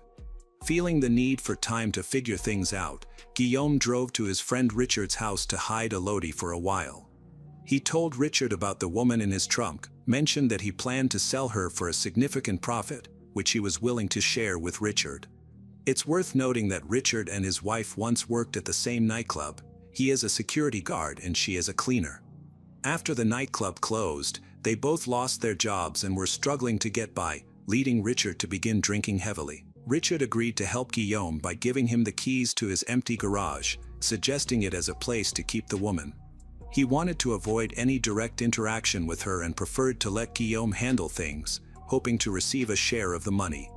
Later investigations found that Elodie had been held captive for more than 2 days, during which she suffered severe torture, assault, beatings, and severe hunger and thirst. Guillaume reported that he and Elodie spent a lot of time talking about their children, who were of similar ages. Elodie pleaded for her release, arguing that her son needed her. Guillaume admitted that he felt some sympathy for her and briefly considered letting her go.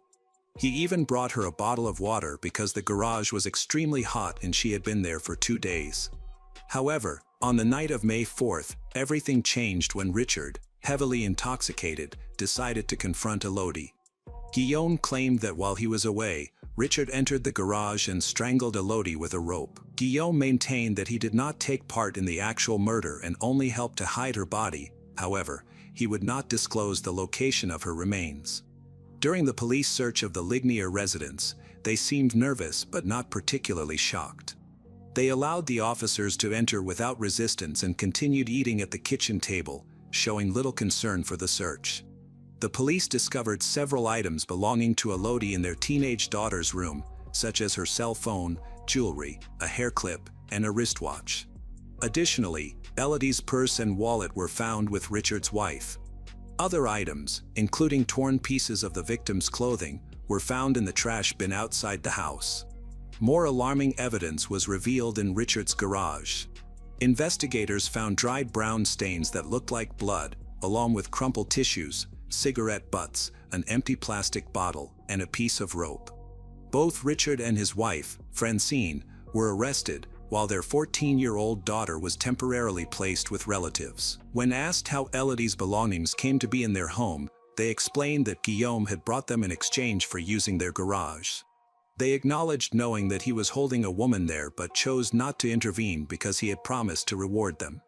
They also admitted to giving him a bottle of water and a piece of rope when he asked, without questioning his motives. Forensic evidence showed that the brown stains on the garage floor were Elodie's blood. Additionally, DNA found on crumpled tissues matched Guillaume's. Saliva found on cigarette butts belonged to both Elodie and Guillaume. Elodie's family asserted that she had never smoked due to her asthma, which caused her to have severe coughing and choking fits when exposed to cigarette smoke. The chilling reality emerged. Guillaume had kept Elodie in the garage for 2 days, repeatedly assaulting and likely torturing her, forcing her to smoke as part of his abuse. Guillaume changed his story after the investigators revealed the forensic evidence. He admitted that he and Elodie had been intimate in the garage, but insisted it was consensual. He claimed they had smoked together and talked a lot before he decided to let her go. However, he still maintained that Richard Lignier had killed her while he was away, supposedly because Richard feared Elodie might go to the police after he released her. This explanation raised many inconsistencies, the most significant being that Richard had no motive to kill Elodie. First, he had never met her, and she had never seen him or any of his family members. Second, Elodie had been brought to the garage in the trunk of a car, meaning she wouldn't have known where she was and couldn't lead the police there. Lastly, Richard was just an ordinary drunk, unable to physically harm anyone. He was satisfied with receiving payment in the form of Elodie's belongings and a promise of money from his friend once the situation was resolved. Earlier, investigators discovered an empty plastic water bottle in the garage. Guillaume claimed he felt sorry for Elodie and brought her water, but tests revealed that the liquid contained high levels of potent drugs. After consuming these drugs, Elodie would have likely been unconscious or barely aware, giving Guillaume the opportunity to do as he pleased. When questioned about why he drugged her, Guillaume changed his story again. He now said he was prepared to set her free and that they had agreed she wouldn't go to the police. He claimed Elodie wanted to return home to her family and forget the incident, as if it were just a bad dream. However, he asserted that she attempted to escape, which resulted in a struggle during which he hit her, explaining the blood stains found on the garage floor. He then locked her inside and left. Guillaume stated he drugged Elodie to calm her and prevent her from trying to escape again. He crushed some pills, dissolved them in water, and then departed, returning 12 hours later. By that time, Elodie was severely dehydrated. She quickly drank the water without noticing its odd taste and passed out within minutes. Guillaume claimed she accidentally overdosed because her weakened body couldn't handle the drugs. Realizing she had stopped breathing, he put her body in the trunk of her car, which he had left in a parking lot near the bar where they first met. Later, he drove the car to Richard's property using the keys he had taken from her. Although Guillaume refused to disclose where he took the car with Elodie's body, his account had numerous inconsistencies. Notably, a rope found in the garage contained sweat and skin cells from both Elodie and Guillaume, suggesting he likely strangled her. All the evidence was stacked against him, and he was aware of it. To reduce his sentence, Guillaume struck a deal with investigators, confessing that he had left the car near the old cemetery in Aigues-Mortes. The police found the vehicle on May 6, exactly where he indicated. It had been exposed to the sun for 3 days, and the body in the trunk was already decomposing. The autopsy revealed clear signs of torture, beatings, and strangulation. The victim had been tied up, drugged, assaulted, and ultimately strangled to death with a rope. The trial for the 3 individuals involved in the crime began in February 2008, nearly 3 years after the shocking events. Guillaume Mingaud was sentenced to life in prison, with the possibility of parole after 22 years. Richard Lignier and his wife attempted to persuade the jury that they had no knowledge of the captive in their garage. They claimed they had merely let an old friend stay with them for a few days without asking questions. However, the discovery of the victims' belongings in their home contradicted their story. Ligniers was charged with aiding and abetting. In 2010, each received a 6-year prison sentence. Guillaume and his lawyer appealed the court's decision, attempting to place some of the blame for the crime on the Ligonier. This was their only chance to lessen his life sentence and reduce the minimum time he would have to serve. On May 3, 2010, exactly 5 years after Elodie Morel's murder, the new trial began. During the proceedings, it was revealed that Richard and Francine were aware of Elodie's captivity and the serious danger she faced, yet they took no action. Not only did they keep her belongings and give some to their daughter, but they also supplied Guillaume with everything he requested, such as rope and water, without questioning his motives or considering the consequences. Ultimately, the court reduced Guillaume Mingaud's life sentence to 30 years, requiring him to serve 2/3 of that time before he could be eligible for parole. Richard and Francine Ligonier, due to their complicity and inaction, were each sentenced to 8 years in prison with no chance for early release. The tragic case of Elodie Morel serves as a harrowing reminder of the perils of unchecked trust and the devastating consequences of bystander indifference. Her dream of a modeling career, pursued with Rosa with hope, was cruelly exploited by Guillaume Mingaud, whose deceit led to her brutal torture and murder. Equally disturbing is the complicity of Richard and Francine Ligonier, who prioritized personal gain over human life, allowing Elodie's suffering to continue in their garage. This case underscores the critical need for vigilance in the face of enticing promises and the moral imperative to act against injustice. Elodie's story, etched into France's collective memory, calls us to honor her by fostering skepticism, compassion, and courage to prevent such tragedies from recurring.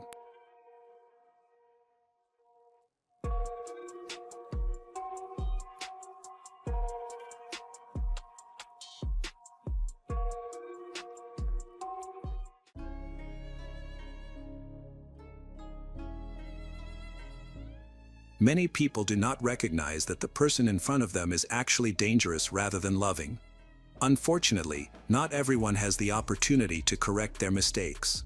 History tends to repeat itself, including its darkest moments.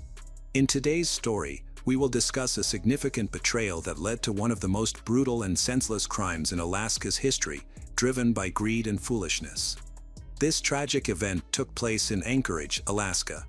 Interestingly, although the overall crime rate in the U.S. has been declining, Anchorage is an exception, with violent crime rates being 60% higher than the national average.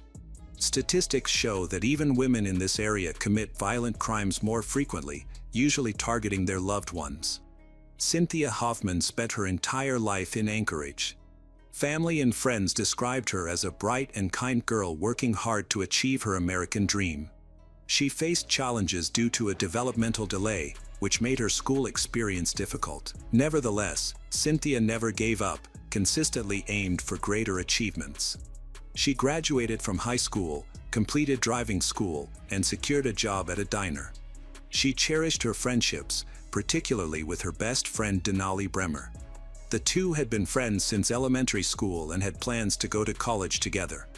Although she aspired to attend college, those dreams were ultimately unfulfilled. Cynthia's parents were divorced, but she had good relationships with both her father, Timothy Hoffman, and her mother, who both supported her endeavors. On June 2, 2019, 19-year-old Cynthia missed a scheduled meeting with her father. Timothy, a construction worker, often brought Cynthia along on part-time jobs, where she helped him with minor tasks. In return, he paid her, teaching her the importance of hard work and saving money from a young age. Cynthia had assisted her father frequently for over a year, and they saw each other daily. On that particular day, she was expected to meet him after school. Her father had promised to pay her for past work when he was short on cash, so she was excited to go because it meant she would get paid double. She also mentioned that she needed money for a party that weekend. Cynthia texted her father to let him know she was at the park for a meeting and promised to return in about an hour. Timothy waited for her, but she never came back. He tried calling her phone and sending her messages, but she didn't respond. He thought it was possible she was just out with friends and lost track of time, so he hesitated to call the police. However, none of his messages were read, and his calls went unanswered throughout the day. Concerned about his daughter and her unexplained absence, he decided to contact the authorities. When Timothy arrived at the police station, he reported Cynthia as missing.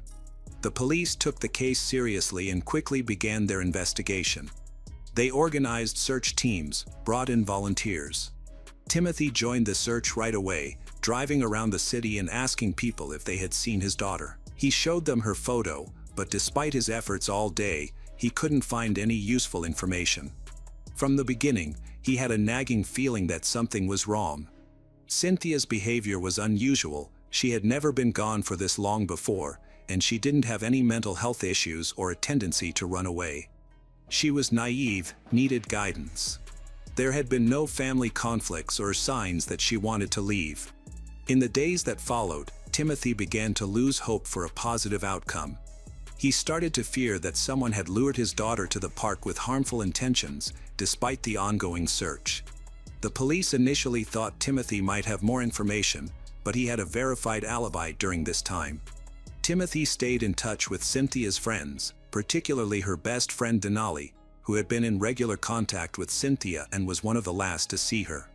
Denali expressed that she had no knowledge of Cynthia's whereabouts and hoped for her safe return. She requested updates if Timothy discovered any new information. Meanwhile, some school friends reported that they last saw Cynthia and Denali leaving together in a car, heading off in an unknown direction. This raised suspicions, as lying seemed unnecessary unless someone had something to conceal. When investigators looked into Cynthia's social media, they found that a person named Tyler had invited her for a ride, which she had accepted. This invitation coincided with the timing of her disappearance. With no new leads, detectives began tracking Cynthia's contacts leading up to her missing status. Who is Tyler? What was Cynthia doing, and where was she headed? Her classmates confirmed that she had planned to meet her father to help him with work and collect her payment. After the police spoke with Denali, she changed her story about Timothy. She admitted that after classes, she and Cynthia were walking to their cars when she dropped Cynthia off at the nearest city park.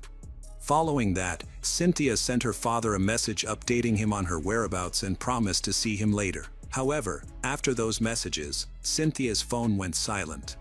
The search efforts then shifted from the city streets to the dense underbrush of the park. On June 4, 2019, just 2 days after her missing, Cynthia Hoffman was discovered dead. The 19-year-old's body was found on the banks of the Eklutna River, a popular tourist spot. Her hands were tied behind her back, and her mouth was taped shut. The cause of death was a gunshot wound to the head, inflicted from behind.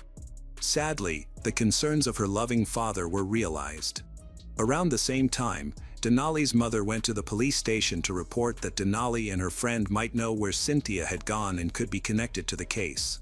According to Denali's mother, both Denali and her 16-year-old friend, Caden McIntosh, claimed to know what happened to Cynthia. They were both interrogated, with the police particularly focused on why Denali was using a different name. When they met Caden, he caught the officer's attention. The boy was visibly shaking and gave confused, evasive answers, leading them to believe he should be questioned first. Caden was extremely nervous and soon admitted to murdering Cynthia Hoffman. He claimed that his 18-year-old girlfriend, Denali, had planned the murder but could not explain why.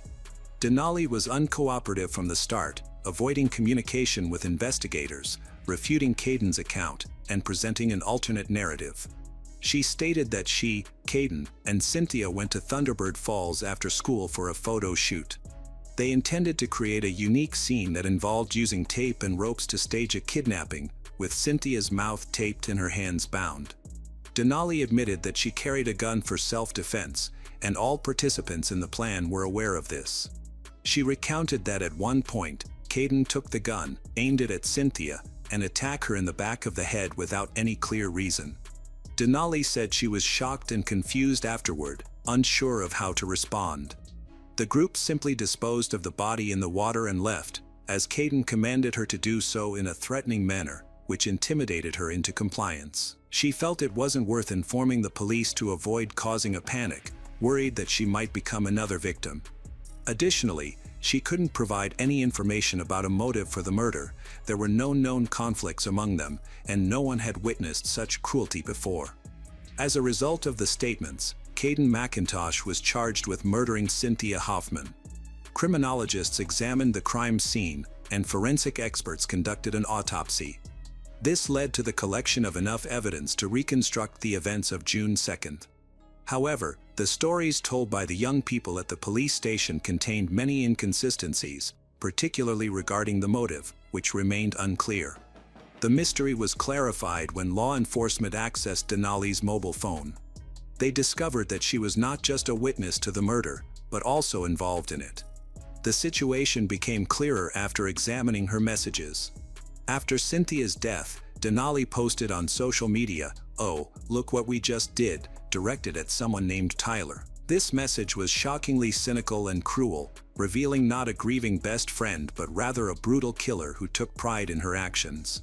The police obtained a Snapchat video that served as crucial evidence of Denali's guilt. This prompted them to question her again, as there was enough evidence to charge both Caden and Denali in connection with the murder. Caden claimed he had been manipulated and that Denali had suggested the attack. She continued to deny any wrongdoing until she was asked about Tyler, who was saved in her phone as a babe. The police found that shortly before the tragedy, Denali met a man from Kansas on an app where he claimed to be a millionaire. They started off communicating and flirting, but eventually, he sent her a disturbing message. Tyler gradually got Denali to open up about her preferences, including her intimate desires. He revealed that he was willing to pay $9 million for photos and videos depicting abuse violence. Denali became intrigued, and over time, her friend on social media convinced her to kill. Cynthia was an easy target because she was Denali's best friend, very naive, and completely trusted her. This made it easy for Denali to lure her into a trap. Investigators identified the car used by the young killers during the murder. It belonged to a relative of Denali. They interviewed Denali's 19-year cousin, Caleb Leland, who was aware of the $9 million offer and supported Denali, thinking the money would solve their financial issues. Denali had asked to borrow his car to take the victim and her accomplice to the murder scene.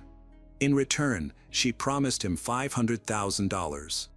After agreeing to help facilitate the murder of an innocent person, Caleb was fully aware of her intentions. He confirmed that Cynthia's murder was not a result of a desire for a photo shoot or an accident, it was a planned act of revenge for money. Denali had discussed her plans with her brothers, detailing where she intended to take her best friend and outlining the murder plan in great detail. Although Caleb didn't fully believe Denali was serious at first, he grasped the seriousness of the situation only after hearing about Cynthia's death. However, his disbelief was just a cover. He was trying to downplay his role in the tragedy to lessen his potential punishment. Between May and June 2019, police focused their investigation on 3 suspects: Denali Bremer, Caden McIntosh, and Caleb Leland. They were believed to have plotted a murder together. As detectives gathered more evidence, it became increasingly clear that these teenagers were guilty. Notably, all 3 were friends of the victim, yet they betrayed her without remorse. Tragically, they valued $9 million more than the life of their friend. Investigators also found that 2 other teenagers were aware of the crime. However, they were minors at the time of the attack and were not considered accomplices. They had simply overheard Denali confessing to the crime. Their failure to report this information was disappointing, as they could have helped prevent the tragedy by alerting the police. To protect the minors and their families, their names were kept confidential and did not come up in court. The planning for the massacre began 4 months before the murder.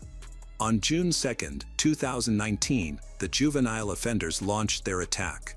Denali invited Cynthia to join her and Caden on a hike to a remote area near Thunderbird Falls deep in the park. The accomplices had meticulously prepared their plan, even practicing with an unloaded gun. Denali pretended to be a future victim and used her brother's car, which he had lent her for $500,000. Once they reached the riverbank, Caden and Cynthia temporarily left Denali behind and advanced ahead. Suddenly, Caden drew a gun and pointed it at Cynthia's head. Denali caught up, restrained Cynthia by tying her hands and taping her mouth shut. Cynthia quickly realized this was not a prank, but it was too late for her to escape or shout for help. Terrified, she was forced to kneel. Denali's brother filmed the entire incident. Caden then shot Cynthia in the back of the head with a 9mm pistol, killing her instantly. Denali and Caden disposed of her body in the river and tried to erase any evidence linking them to the crime. They burned some of Cynthia's belongings, including her purse and mobile phone. Afterward, Denali sent a message to Cynthia's father, Timothy, from Cynthia's phone, fabricating a story about a scheduled meeting with a new boyfriend. Detectives later found evidence that Denali attempted to delete data from her mobile phone. However, despite her efforts, many conversations with Tyler remained, in which she detailed the murder plan and shared photos and videos related to the crime. Even after the murder was committed, she unsuccessfully tried to erase the incriminating evidence. In reality, she stayed in contact with Tyler throughout the murder, providing him with detailed updates. Although Tyler lived hundreds of kilometers away, he was just as responsible for the crime as the individuals who carried it out. Law enforcement focused on identifying him to ensure he faced justice. It is important to note that Tyler sought not only murder but also abuse violence. However, forensic experts found no evidence of such acts on the victim's body. This raised alarming implications, suggesting that if incentives had been provided, Denali and her accomplices might have continued to commit similar crimes. Fortunately, they were identified and arrested immediately after the first murder, and they did not receive any compensation from Tyler. Specialists were called in to investigate and traced the phone number of the perpetrator.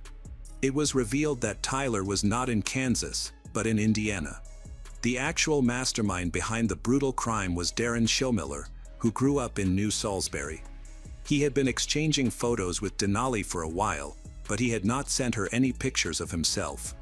At first, Tyler had pretended to be a wealthy millionaire who won the lottery, but in reality, the instigator of the crime was a 21-year-old who was far from being a millionaire. Friends and family described him as a reclusive and strange person who had faced bullying during school. Darren had endured a difficult upbringing with an alcoholic father and had minimal social interaction in school. His unusual clothing style often led to conflicts, and after graduation, he was frequently seen engaging in suspicious activities, like chasing cats that later vanished without a trace. However, there had been no previous reports of cruelty from him. After completing his studies, he found it difficult to determine his path in life and was unable to secure a full-time job. This situation took Denali by surprise, as she genuinely thought she would receive $9 million for her crime. Once Denali discovered Tyler's real identity, she chose to cooperate with the prosecution.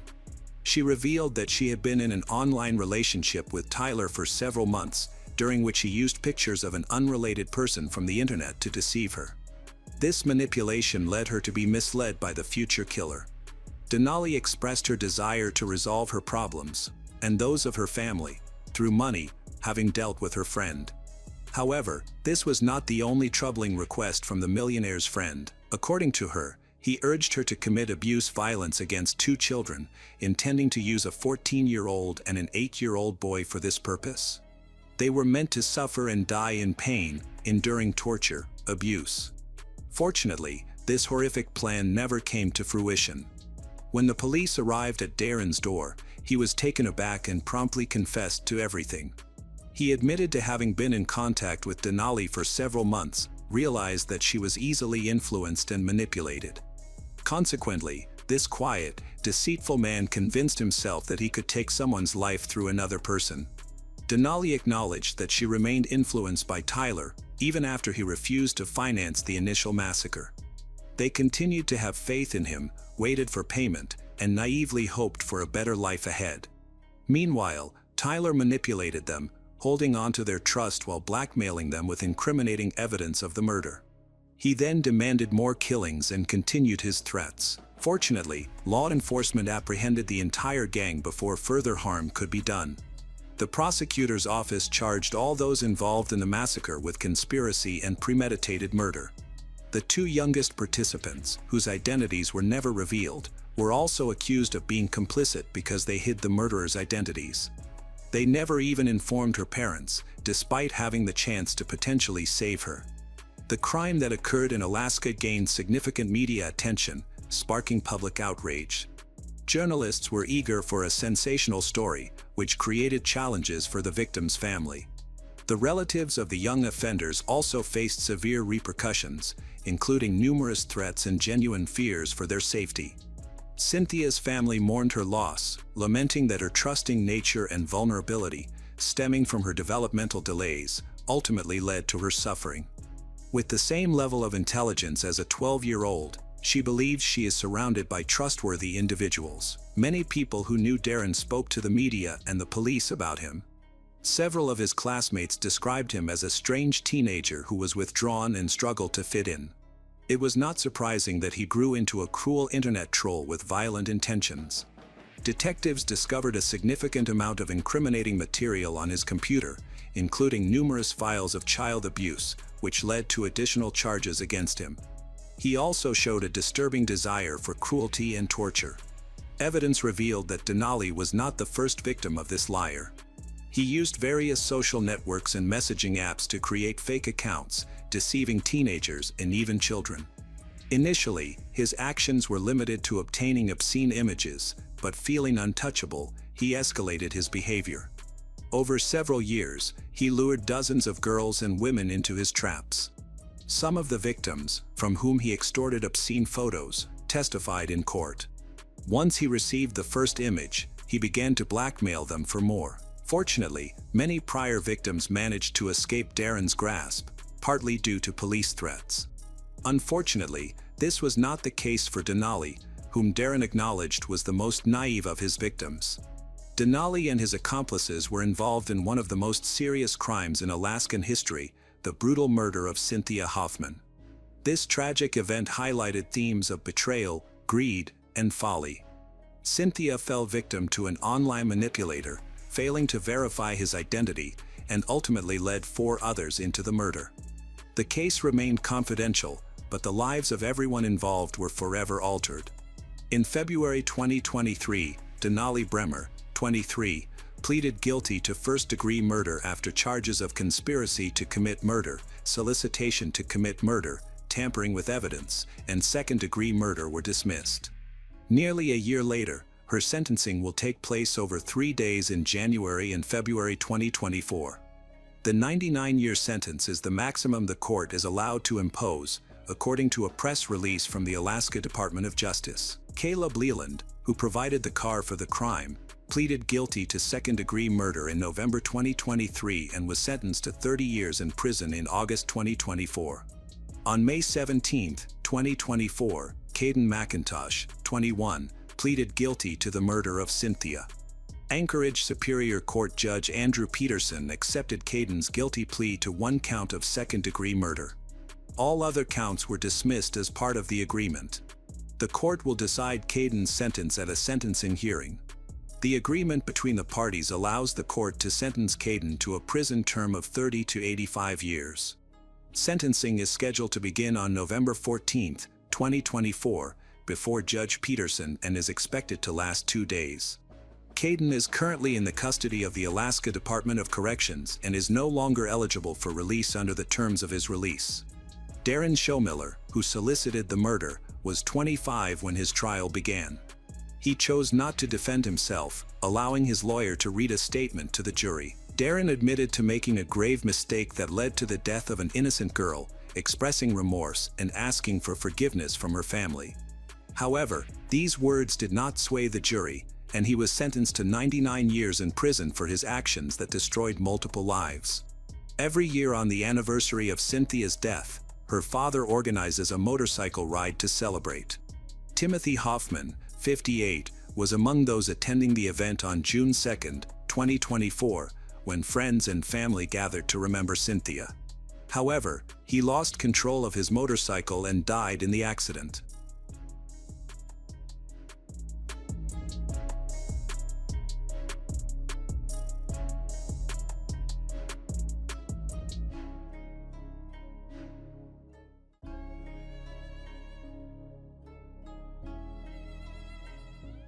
In a seemingly quiet house, fear permeated the air. A family was trapped in a room, holding their breath and hoping that the locked door would protect them. Suddenly, a gunshot rang out. The lock broke, someone collapsed, and footsteps echoed in the hallway. This was not just a random burglary, it was a premeditated act. When the police arrived in the morning, they discovered a perplexing crime scene. A family of 4 and their 3 dogs were found shot dead in their home. It appeared to be a robbery, yet nothing had been taken. All clues pointed toward one individual, but the real question remained: who was truly in control? As detectives looked for answers, they realized the situation involved far more than just love, jealousy, or revenge. Someone had orchestrated everything. When the truth finally emerged, it was more shocking than anyone could have anticipated. Nathaniel Huey Jr. was born around 1993 in an environment where crime and violence were common. As a child, he displayed a reckless, rebellious attitude. He had little interest in school, often fighting with classmates and neglecting his studies. His first run-in with the law occurred during his teenage years when he was caught participating in a robbery. Due to his age, he faced minimal consequences. Nathaniel soon discovered that a life of crime offered not only excitement but also financial rewards. His criminal activities escalated, and by 2016, he was imprisoned for assault. A year later, he was arrested again for driving under the influence. Nathaniel had a particular fascination with firearms. He built a collection of guns. Although the courts prohibited him from owning firearms, he disregarded this ban, turned to the black market to acquire weapons illegally. Despite his criminal history, Nathaniel attempted to pose as a legitimate businessman by starting a private security company, even though it was not properly licensed. Legally, he was not allowed to carry a weapon, yet he boasted about his supposed authority on social media, posting pictures of himself in tactical gear and heavily armed. On the other side of the story is Ermelinda Palomo, born on 1973. By the time she met Nathaniel, she was a fiercely independent woman, a mother of 5, and already a grandmother. Although she had a stable upbringing, her personal life was marked by challenges. She had married young, but the marriage ended, leaving her to raise her children on her own. Determined to support them, she held multiple jobs while managing her responsibilities as both a mother and grandmother. She was strict with her family, which earned her respect but sometimes led to resentment. When she met Nathaniel, those around her found it hard to understand their connection. He was 20 years younger, had a tumultuous past, and represented the chaos she had always tried to avoid. Some say they met through mutual friends, but regardless of the circumstances, their relationship moved quickly. Initially, Ermelinda brushed Nathaniel off, but his confidence, persistence, and reckless charm drew her in. For Nathaniel, Ermelinda represented stability and a sense of security he had never experienced. For her, it was a new adventure, an opportunity to feel in control over someone with a free lifestyle. Their relationship was unconventional, with an attraction rooted in their differences. Soon, they moved in together, sharing a crowded home with Ermelinda's children and grandchildren, but their living situation was anything but harmonious. Nathaniel's obsession with weapons remained strong over the years.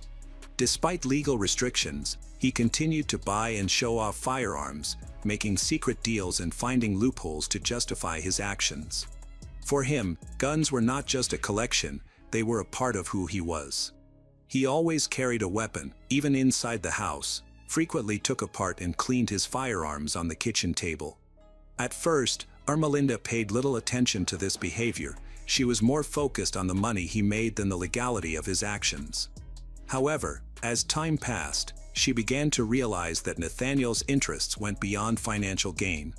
He was unpredictable and could become angry over minor issues, such as a misplaced word or an unfriendly glance. His temper could shift from intense rage to unnerving calm in an instant.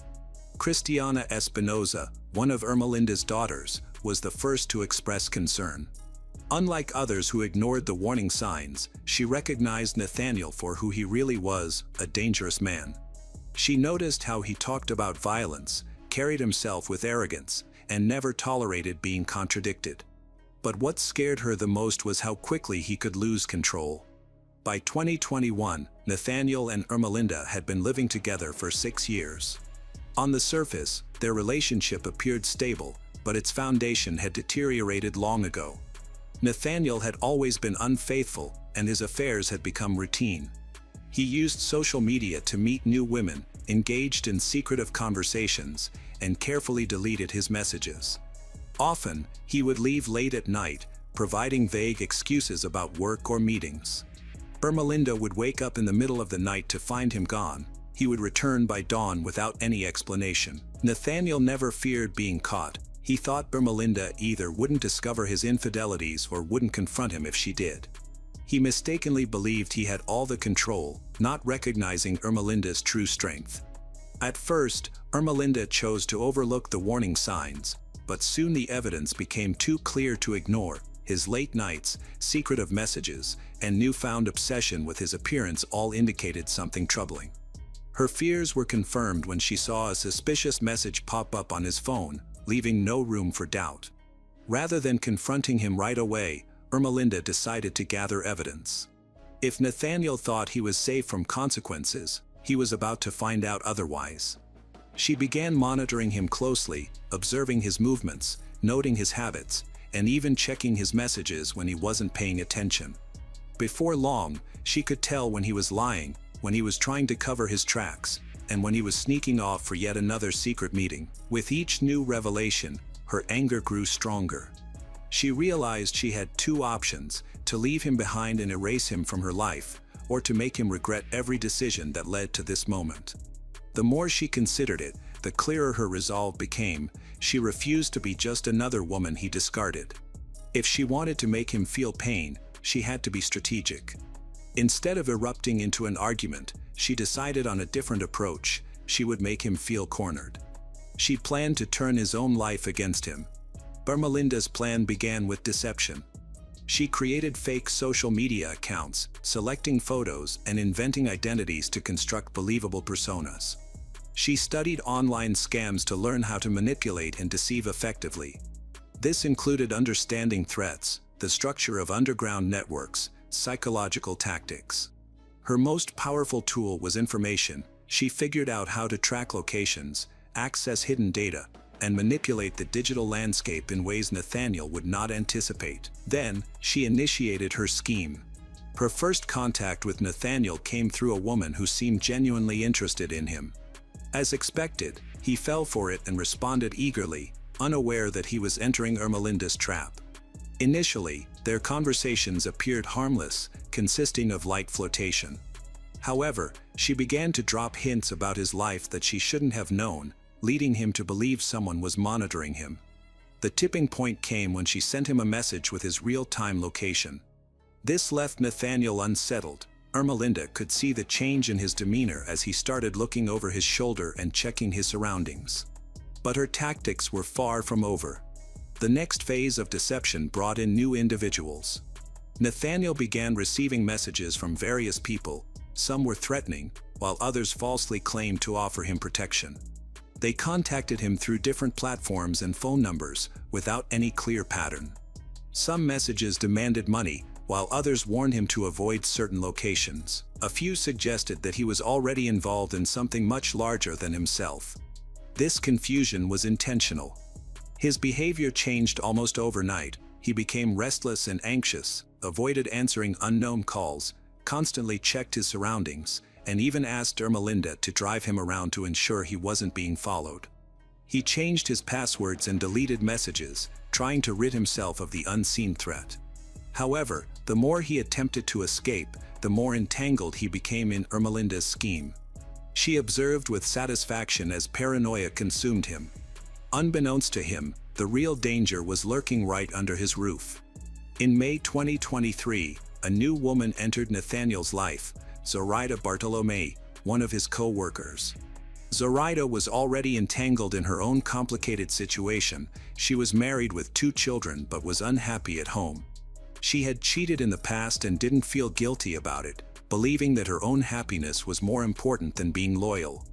For Nathaniel, Zoraida represented an exciting escape from his troubled relationship with Ermelinda. Their connection began with stolen glances and quiet conversations, quickly escalating into something they both found hard to abandon. Ermelinda had been observing Nathaniel closely and noticed a shift in his behavior. At first, she assumed Zoraida was just another fleeting romance, but then she discovered messages that revealed deeper feelings. Nathaniel was telling Zoraida that he loved her and wanted a future together. She reciprocated those feelings, and they fantasized about leaving everything behind to start anew. As Ermelinda read their exchanges, she felt a mix of pain and humiliation. Despite her efforts to protect their relationship, Nathaniel was pursuing another woman. Now, she felt compelled to take drastic action against him. She escalated the psychological manipulation, introducing even more frightening figures into Nathaniel's life. He was no longer just being observed, he felt as if he was being hunted. Nathaniel had endured too much to feel fear anymore.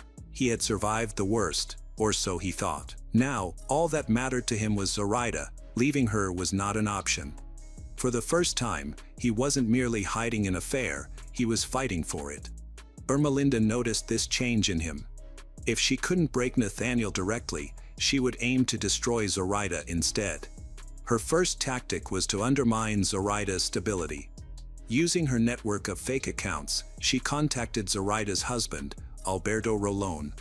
Initially, she planted vague doubts through anonymous messages that suggested betrayal. She even included photos of Zoraida and Nathaniel together, ensuring they were clear enough to raise suspicion. However, Alberto was not easily swayed. He dismissed the warnings, unwilling to accept that his wife could deceive him so openly. That's when Ermelinda intensified her approach. The subsequent messages were not just about infidelity, they included threats. Unsigned letters arrived at their home with clear implications.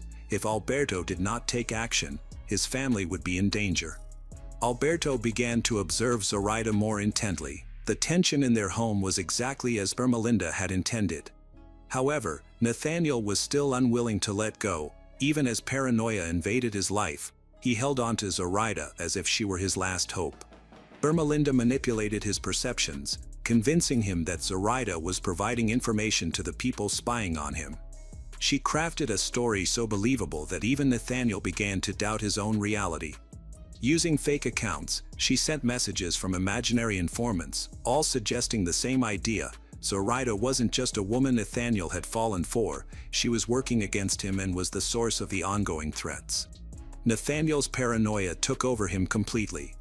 He confronted Ermelinda about his suspicions, and she played along convincingly. Initially, she seemed unsure, but then she reluctantly confessed that she had also received warnings about Zoraida. Nathaniel realized he could no longer dismiss these concerns. He had to take action to ensure his survival. Next, Ermelinda put him to the ultimate test of loyalty. She made him believe that his supposed enemies were closely monitoring him and required evidence that he hadn't betrayed them.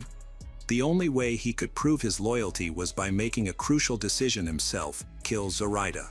By the time Nathaniel reached his decision, he felt no hesitation. There was no fear or regret, just a cold, determined focus on what needed to be done. He started planning immediately, treating the situation like a mission. Nathaniel studied Zoraida's routines, tracked her schedule, and identified when she was most vulnerable. He noted when Alberto was home, when the children were asleep, and when it would be easiest to enter the house. He mapped out potential escape routes, looking for surveillance cameras and memorizing the neighborhood layout. Simultaneously, he prepared his supplies. He already had a stockpile of weapons but gathered additional tools, including clothing to help him blend into the night, gloves to avoid leaving fingerprints, tape, and a flashlight. Together with Ermelinda, he chose items carefully, ensuring no one would suspect anything. Although Ermelinda remained in the background and was not directly involved, she always provided guidance to keep him on track. By the time everything was ready, Nathaniel had stopped considering the consequences. The night came. Ermelinda drove towards Zoraida's house with an unsettling calmness, acting as if it were just another evening. She even asked Nathaniel why he needed to go there, though she already knew the reason. He didn't answer. He no longer cared about her opinion, only the task ahead mattered. When they arrived at the house, Ermelinda remained in the car while Nathaniel got out. As he expected, the front door was locked. He quietly moved around to the side of the house, found a window, and broke the glass. The sound startled Alberto awake. He sat up, listened intently, and then cautiously approached the noise. By that time, Nathaniel was already inside. As soon as Alberto rounded the corner, Nathaniel fired his gun, but his shot went wide. Realizing this was more than just a break-in, Alberto turned and ran toward the hallway, desperate to reach his family's room before the intruder. However, Nathaniel was quicker. Gunshots rang out through the house. Alberto fell to the ground before he could reach the door. For a brief moment, there was silence. Then the next gunshot broke the stillness, sending Zoraida into a panic.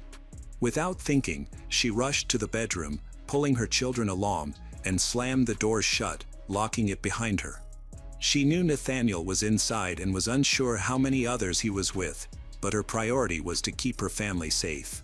Moments later, Nathaniel slammed his shoulder against the door, trying to force it open, but it held strong. Frustrated, he stepped back, aimed his gun, and shot at the lock. The bullet pierced through the wood. Zoraida gasped as the impact hit her. She stiffened and then collapsed. The door swung open, the children huddled together, their eyes filled with fear. The neighbors only heard a few brief, muffled gunshots. It all happened within minutes. Nathaniel looked around at the scene, took a deep breath to calm himself, and then began to methodically rearrange things.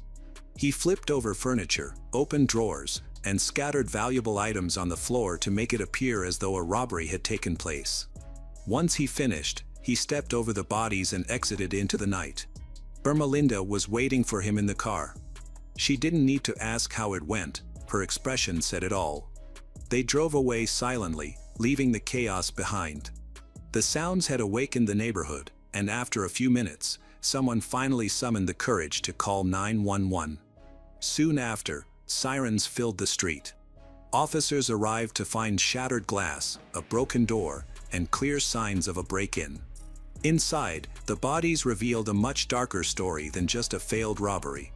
Nathaniel had made serious mistakes, careless ones. Nothing of value had been stolen. The disarray of his possessions seemed like a feeble attempt to mislead. It was evident that this incident wasn't simply about theft, it was premeditated and targeted.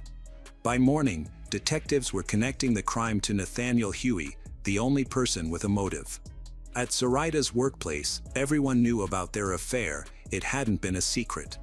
As detectives continued to investigate, things looked increasingly bad for Nathaniel. His history was filled with crimes, assaults, suspicious dealings, and a collection of weapons. As the police gathered evidence, Ermelinda maintained her facade. She kept messaging Nathaniel, using the false identity she had created. She assured him that everything was under control, claiming the mafia was protecting him and that as long as he followed their instructions, he'd be safe. He trusted her, but the investigation was progressing more quickly than Ermelinda anticipated. They scrutinized Nathaniel's recent activities, analyzing every call, email, and text message. One thing stood out: in recent months, he had received a flood of anonymous threats, warnings of danger, and claims that he was being hunted. However, all those messages had originated from newly created accounts. If this were truly a mafia operation, why was the evidence focusing solely on Nathaniel? The more the detectives uncovered, the clearer it became that the threats were staged, as if someone had been fabricating a false narrative specifically for him. This was the turning point in the investigation. Nathaniel was in a downward spiral. He sensed that the police were closing in on him and started noticing unmarked cars tailing him, along with strangers watching him too closely. He convinced himself that the mafia was still after him, waiting for him to make a mistake. In his desperation, he reached out to the only person he believed he could trust, his mother. He begged her for help, claiming he was being falsely accused of something terrible and needed to go into hiding. However, she refused to help him. With nowhere else to turn, Nathaniel managed to stay hidden for a few days, but eventually, security cameras captured him in a grocery store. A manhunt ensued, with patrol cars flooding the area, but by the time the officers arrived, Nathaniel and Ermelinda had already made it onto the highway. The chase began. Police followed with sirens blaring for miles, but Nathaniel had no plans to stop. He gripped the steering wheel tightly, accelerating and weaving through traffic in a frantic attempt to flee. Ermelinda had carefully planned every detail leading up to this moment, and now she was watching her plan unfold perfectly. Ahead of them, traffic became congested. Nathaniel attempted to navigate around a truck, but he lost his grip, causing the tire to screech against the road. The car spun out of control, crashing into the guardrail and flipping multiple times before coming to a sudden stop. Officers surrounded the wreck, weapons drawn. Nathaniel slumped in the driver's seat, a gun in his hand, while Ermelinda sat motionless beside him. In those final moments, he had turned the gun on her and then himself. Investigators sifted through the wreckage, trying to understand what had transpired inside the car. Did he realize what was happening? The investigation didn't stop there. Detectives focused on Ermelinda's devices. Hidden within her files were hundreds of messages, chat logs, and notes detailing her manipulation of Nathaniel, dozens of fake accounts that she had carefully created and controlled.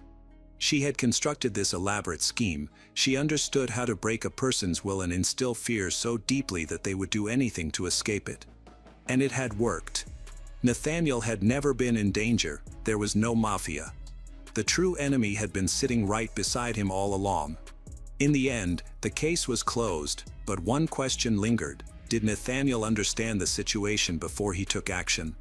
Ermelinda's calculated plan, fueled by wounded pride and a desire for revenge, transformed Nathaniel from an unfaithful partner into a paranoid pawn who unwittingly executed her deadly scheme.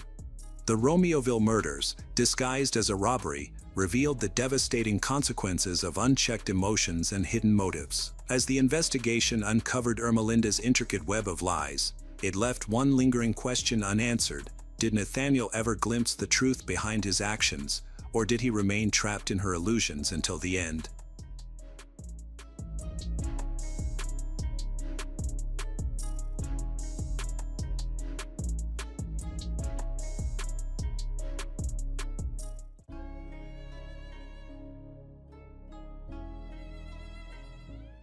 The street was calm and peaceful late at night. Suddenly, the calm was broken by a noise. What happened next was shockingly violent and seemed carefully planned. The most troubling part was that she had warned others about the possibility of this event, but no one intervened. Alessandra Mattuzzi was born and raised in Italy and spent most of her life in the fashion industry. At 56, she worked as a sales representative for a boutique specializing in women's clothing. Those who knew her well described her as reliable, thoughtful, and elegant. She approached every task with precision and grace, whether assisting a customer or caring for a loved one. Alessandra was particularly known for her deep compassion. Her sense of duty went beyond her job. She had been her father's main caregiver during his final illness, providing unwavering support until his death. This experience left her emotionally exhausted. Afterward, she became withdrawn, avoiding social interactions and hesitating to form new relationships. Alessandra's daily life centered around her mother, who lived in a care home and needed constant care. She followed a regular routine that included frequent visits to her mother and daily phone calls with her younger sister, Stefania, with whom she had a strong bond. Although Alessandra was reserved, she maintained an online presence that showcased her life. Her social media accounts featured images of family gatherings, stylish work outfits, and quiet moments with her pet. She preferred calm environments and meaningful relationships over large social events. Everything changed in the summer of 2021 when she encountered a young man named Giovanni Padovani on social media. Giovanni, aged 27, was originally from Sicily. He lived an active lifestyle as a professional football player and part-time model. His social media was lively and well-followed, showcasing training sessions, travel adventures, and insights into photo shoots. His online persona was polished and charismatic, earning him admiration from many, particularly women. His friendly, approachable demeanor suggested he was both confident and down-to-earth. Despite their age difference, Alessandra and Giovanni connected easily from the start. Giovanni was respectful and kind, showing no signs of arrogance. As time went on, their messages became more frequent, transitioning from simple greetings to deeper conversations about their lives and feelings. Their digital exchanges developed into genuine emotional connections, and they began communicating almost daily. They sharing photos, life updates, and words of support. Eventually, Giovanni planned a visit to Alessandra in Bologna, where she lived. During his visit, he took the time to understand her world without being intrusive. One gesture that stood out was his offer to visit Alessandra's mother at the care home. This thoughtful act left a lasting impression, showing that he cared not only about Alessandra but also about the life she had built and the people she cherished. In the months that followed, Giovanni kept visiting Bologna. He and Alessandra spent peaceful moments together, walking around the city, cooking, and doing errands. He joined her in her daily activities and seemed to appreciate the slower pace of her life. He appeared to genuinely care for her, capturing their moments together in photos he occasionally shared online. In private messages, he expressed his support and affection for her. To onlookers, their relationship might have seemed surprising yet meaningful, as two very different lives came together. Shortly after the new year, the sense of security began to fade. Giovanni's behavior changed. He started calling more frequently, sometimes multiple times a day, and his questions became highly specific. What had once seemed like affectionate curiosity turned into suspicion. He wanted to know who she was talking to, what she was doing, and why. Their conversations morphed into interrogations filled with doubt. Then, he began accusing her of hiding things. There was no basis for his claims. His obsession extended beyond Alessandra. He started calling Stefania directly, trying to persuade her to adopt his distorted perspective. While he initially sought her support, his behavior grew increasingly erratic. His tone shifted from persuasive to aggressive. Stefania remembered how he used to yell during phone calls, his voice loud and full of accusations. Eventually, she cut all contact with him. In contrast, Alessandra chose to stay connected, believing that the difficult times would eventually pass. She tried to avoid arguments and calm the situation down in hopes of restoring balance. However, the man who had once seemed emotionally understanding became more controlling. His jealousy took hold, and even minor social media interactions, likes, photos, comments, sparked new conflicts.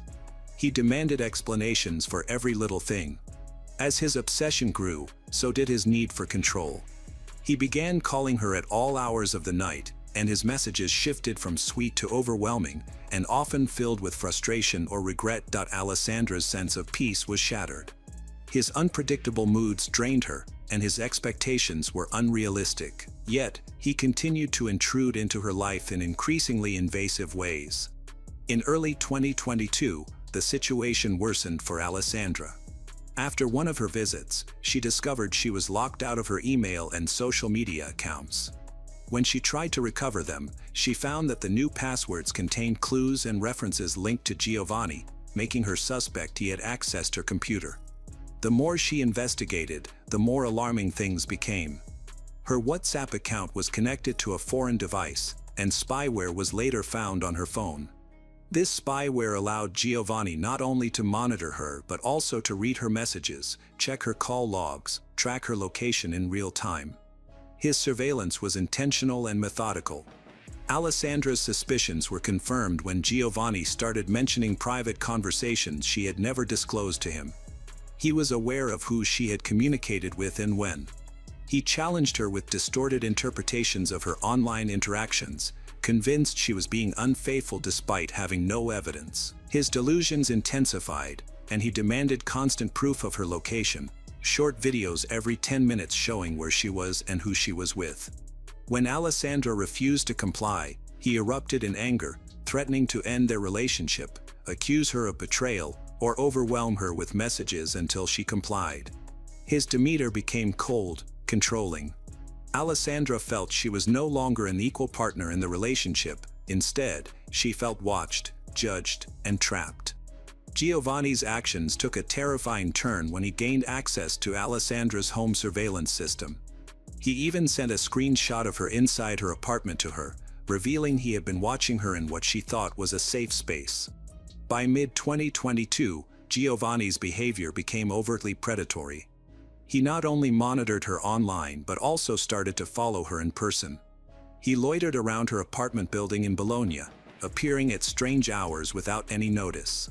Neighbors began to take notice. One saw him attempting to enter the building, while another spotted him on the roof. He was no longer attempting to conceal his intentions. Her life became dominated by anxiety. Giovanni had become unpredictable and dangerous. The damage began to escalate. Someone tampered with her car, cutting its wiring and disabling the lights. In her apartment, the power was cut when someone removed the fuses. These incidents were more than just vandalism, they were deliberate attempts to force her to confront him. She heard shouting, loud bangs against her walls, and items being smashed in her home. At one point, he even climbed back onto the roof, trying to break in again. What had once seemed like affection had turned into obsession. All personal boundaries had been shattered. Alessandra, who once led a calm, structured life filled with routine, was now living in a constant state of fear. Alessandra was no longer in a relationship, she felt as though she was being hunted. She started carrying pepper spray. This small change marked a significant emotional shift for someone who once felt confident and graceful. Fear began to permeate her daily life. She confided in friends and family that returning home made her anxious. Sometimes, she sought comfort at her sister Stefania's house, but this relief was always temporary, and her dog had to stay in the apartment. Leaving her dog behind was not an option for Alessandra. This emotional connection forced her to return to a dangerous environment repeatedly. Between July and August, the situation grew more volatile. Alessandra shared her experiences of intimidation and increasing aggression with Stefania. Despite her fear, she was still searching for ways to calm the situation. She avoided direct confrontations, perhaps hoping that silence or a calm demeanor would lessen the obsession. However, Giovanni reacted to her distance by becoming even more aggressive, perceiving her withdrawal as a challenge that needed to be addressed. On July 29, 2022, Alessandra took an important step to protect herself by filing a police report. She documented Giovanni's obsessive behavior, his repeated invasions of her privacy, and his increasingly erratic presence near her home. To support her claims, she provided screenshots of messages, photos of him near her residence, and detailed accounts of the stalking that had troubled her for months. Despite this evidence, the police did not take urgent measures. Days went by, and her fear continued. On August 3rd, she returned to the police with more evidence, including additional sightings and further incidents of interference. Although she reiterated her concerns, the case was still considered in its early stages. Investigators acknowledged her claims, but no protective actions were recommended. There was no restraining order, no formal warning issued, and no police presence near her building. By August 8th, she went back to the police again because the harassment had not ceased. Giovanni still showed up near her home and tried to enter the building. She kept meticulous records of each incident, including car damage, power disruptions, and break-in attempts. His messages had also become more aggressive. Yet, the official response to her situation remained unchanged. A fourth visit took place on August 13th. By that time, Alessandra was both exhausted and terrified. She felt she was being watched, followed, and monitored online. Giovanni's control over her life invaded her personal communications and daily activities. She clearly expressed her fear for her life and provided the police with direct quotes from his messages, which contained threats and psychological manipulation. One of her statements was particularly chilling: "I don't want to die." It was not just a plea, it was a stark warning. However, this was insufficient to prompt urgent action from the authorities. They cited procedural limitations, saying that they needed more witness statements. The investigators minimized the threat because there had been no physical attack, treating the case as simple harassment rather than a potential for violence. They failed to recognize the serious situation unfolding before them. Her family would later contest this failure, asserting that the warnings had been clear, consistent, and serious. The progression of events was evident. What started as an obsession with digital activities escalated into physical intimidation. Giovanni's behavior shifted from being reactive to becoming calculated, repetitive, and dangerous. The most significant evidence emerged on August 20th, 2022, just 3 days before the incident. Giovanni made a checklist on his phone, which investigators later discovered in his Notes app. The list was precise, detailing items such as duct tape, a hammer, and restraints. Below the list was a written plan outlining steps to simulate a conversation, find a way to enter, and gather the necessary tools. The thoroughness of this plan eliminated any doubt about his intentions. This was not an act of impulsive anger, it was deliberate planning. On August 21st, Giovanni left Sicily, where he had been involved in football-related activities, and traveled to Senigallia under the pretense of personal business. He continued his journey, arrived in Bologna on August 22nd. Digital records later confirmed Giovanni's movements in unsettling detail. He entered Bologna quietly, without notifying anyone, including Alessandra. After arriving, he concealed the hammer in a bush near Alessandra's apartment building, placing it strategically in a hidden corner of the residential complex. He had thoroughly scouted the area beforehand, meticulously planning each step. That same day, he climbed to the rooftop of the building and watched Alessandra's movements from above. He had been watching her for months, but this time, he was ready to act. Weeks earlier, Giovanni had made a note on his phone, dated July 2nd, stating, "He will end her because she ended him emotionally." In the note, he portrayed himself as a victim, claiming he had been manipulated and abandoned, pushing him to his breaking point. He was fully aware of the consequences of his actions, writing, "He knows he will end up in prison. This note will explain to the police what she did to him." His intentions were clear, he had made this decision long before he traveled north. On the evening of August 23rd, Alessandra arrived home, unaware that Giovanni was waiting nearby. It was just after 9 p.m., and she was on the phone with her sister, Stefania, in a normal conversation built. As Alessandra approached the entrance of the building, Giovanni emerged from his hiding place. The attack happened in seconds. Stefania, still on the phone, noticed a sudden change. Alessandra's voice shifted, followed by the unmistakable sounds of a violent struggle. In that brief moment, everything fell apart. Witnesses later reported seeing Giovanni attack her. He grabbed a hammer and struck her with such force that the hammerhead broke off the handle. However, he didn't stop there. Giovanni continued to hit her with his fists and then picked up a heavy wrought iron bench from just outside the entrance, using it to beat her repeatedly. He displayed extreme violence, delivering multiple devastating blows.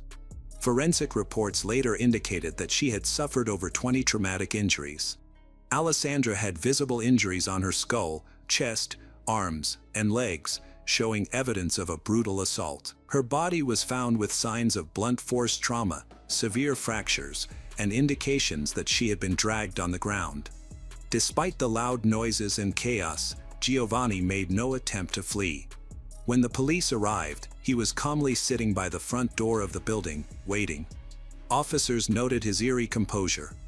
There was no struggle or remorse, only a chilling acceptance of his actions.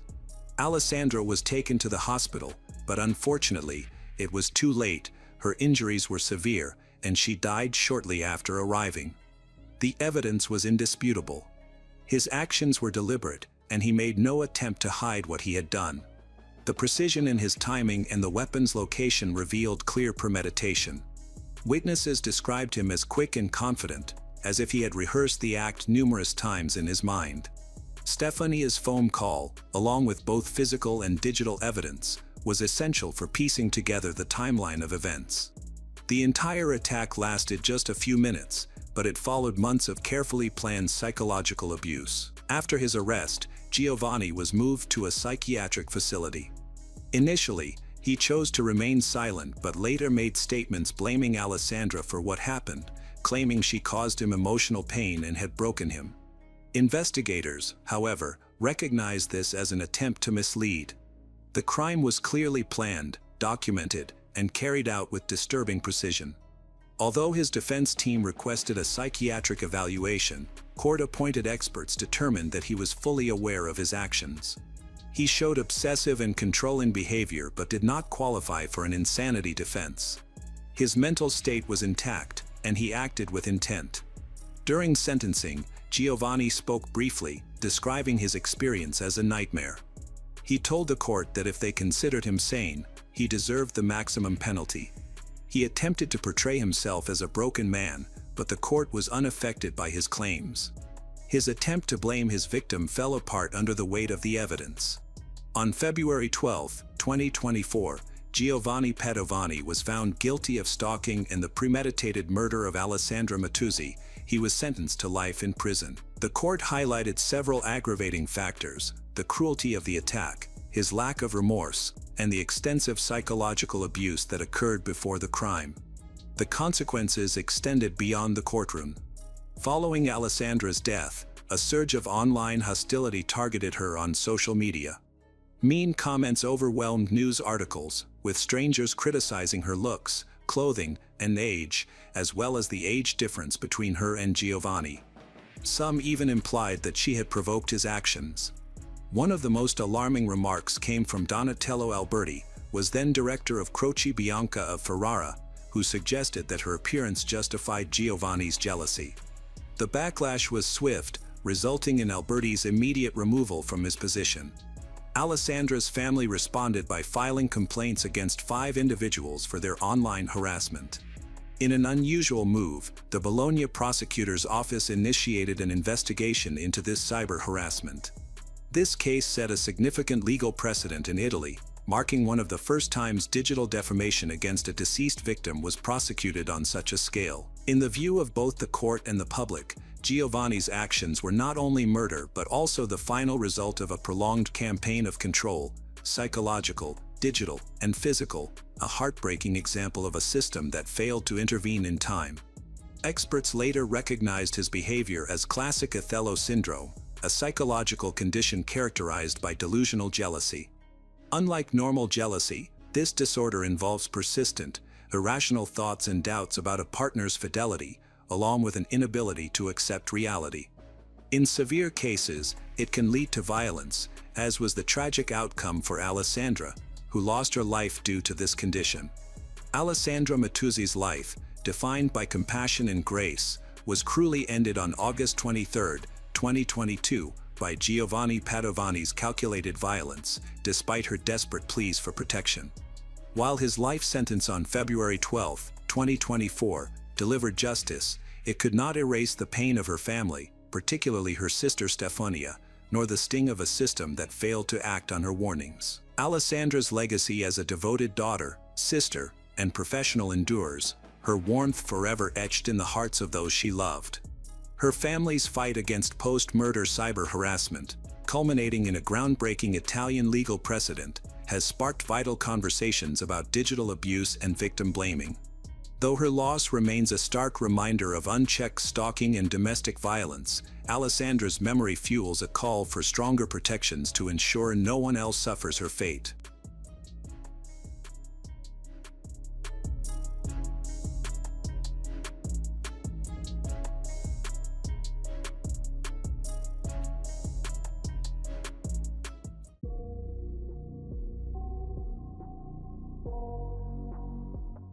Just after sunrise, a morning exerciser happened to witness a horrifying scene. A young woman was lying lifeless near the edge of a quiet neighborhood in Chapel Hill. There were no clues about what had happened, no sounds, no witnesses, just an eerie silence. Who was she? How did she end up there? And why did her life end so abruptly? As the police started to investigate, they uncovered a tragic story that would impact 2 cities profoundly. Eve Carson was born on November 19, 1985, in Athens, Georgia. She was raised in a loving home by her parents, Teresa and Bob Carson. She grew up with her brother Andrew in Athens, where her exceptional qualities began to emerge. From an early age, Eve distinguished herself academically and socially. At Clark Central High School, her remarkable intelligence and charm led her to become the valedictorian and the student body president, winning 55% of the student vote. These early achievements hint at the bright future she is on her way to creating. Eve's warmth, intellect, and leadership grew even stronger when she began her studies at the University of North Carolina at Chapel Hill in 2004. Despite receiving offers from prestigious universities like Princeton and Yale, along with scholarships, Eve opted to attend a public university. She believed in the importance of education and obtained a significant scholarship while pursuing a double major in political science and biology. Her goal was to build a career in the medical field. Outside of her studies, Eve engaged deeply in service and leadership. She led multiple student organizations, completed a challenging 4-year leadership program, and participated in outreach initiatives like Girls on the Run. Additionally, she spent time tutoring children in local schools and worked in underprivileged communities abroad through the Moorhead Kane Summer Enrichment Program. Her volunteer experiences took her to Ecuador, Egypt, and Ghana, where she served in various roles, including medical assistant and community educator. Eve was not just a student leader, she was a beloved figure in her community. Friends admired her, faculty respected her. Her lively spirit made a positive impact wherever she went. However, in March 2008, everything changed. Eve was last seen at home around 1:30 a.m. after deciding to stay in and study while her housemates went out. Sometime between that moment and early morning, she faced an unimaginable tragedy. By 5 a.m., she was missing. Later that morning, authorities found her car at the intersection of North Street and Hillsborough Street in Chapel Hill, following the tip. Tragically, her body was found just a mile from her home. She had been shot and left. Investigators were initially confused by the case. The motive was unclear, and the incident seemed random. With no immediate suspects, law enforcement began examining phone and bank records for clues. A key piece of evidence in the investigation emerged when Eve's abandoned SUV was discovered. Authorities believe Eve Carson was shot multiple times around 5:30 a.m. on a Wednesday morning, with one bullet striking her close range in the right temple. To advance the investigation, Chapel Hill police announced a $25,000 reward for any information that could lead to her killer's arrest. Forensic specialists found that the last activity on Eve's computer occurred at 3:37 a.m., which helped narrow down the time frame in which she might have been abducted. Just 21 minutes later, at 3:55 a.m., her debit card was used at an ATM in University Mall, Chapel Hill.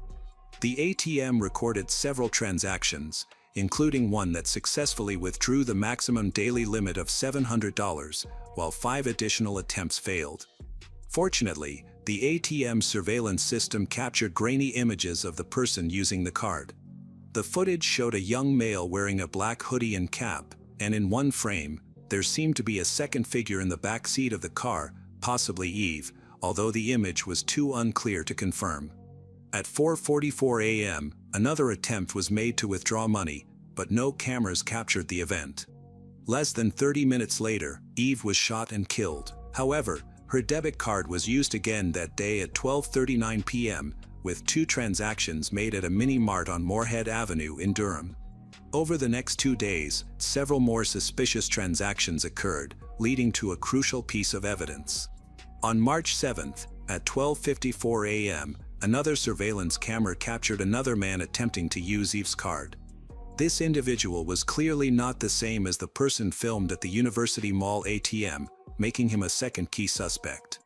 The failed transaction and the clear video footage became pivotal moments in the investigation. As police worked to identify the individuals involved, the communities of Chapel Hill and Athens came together in grief.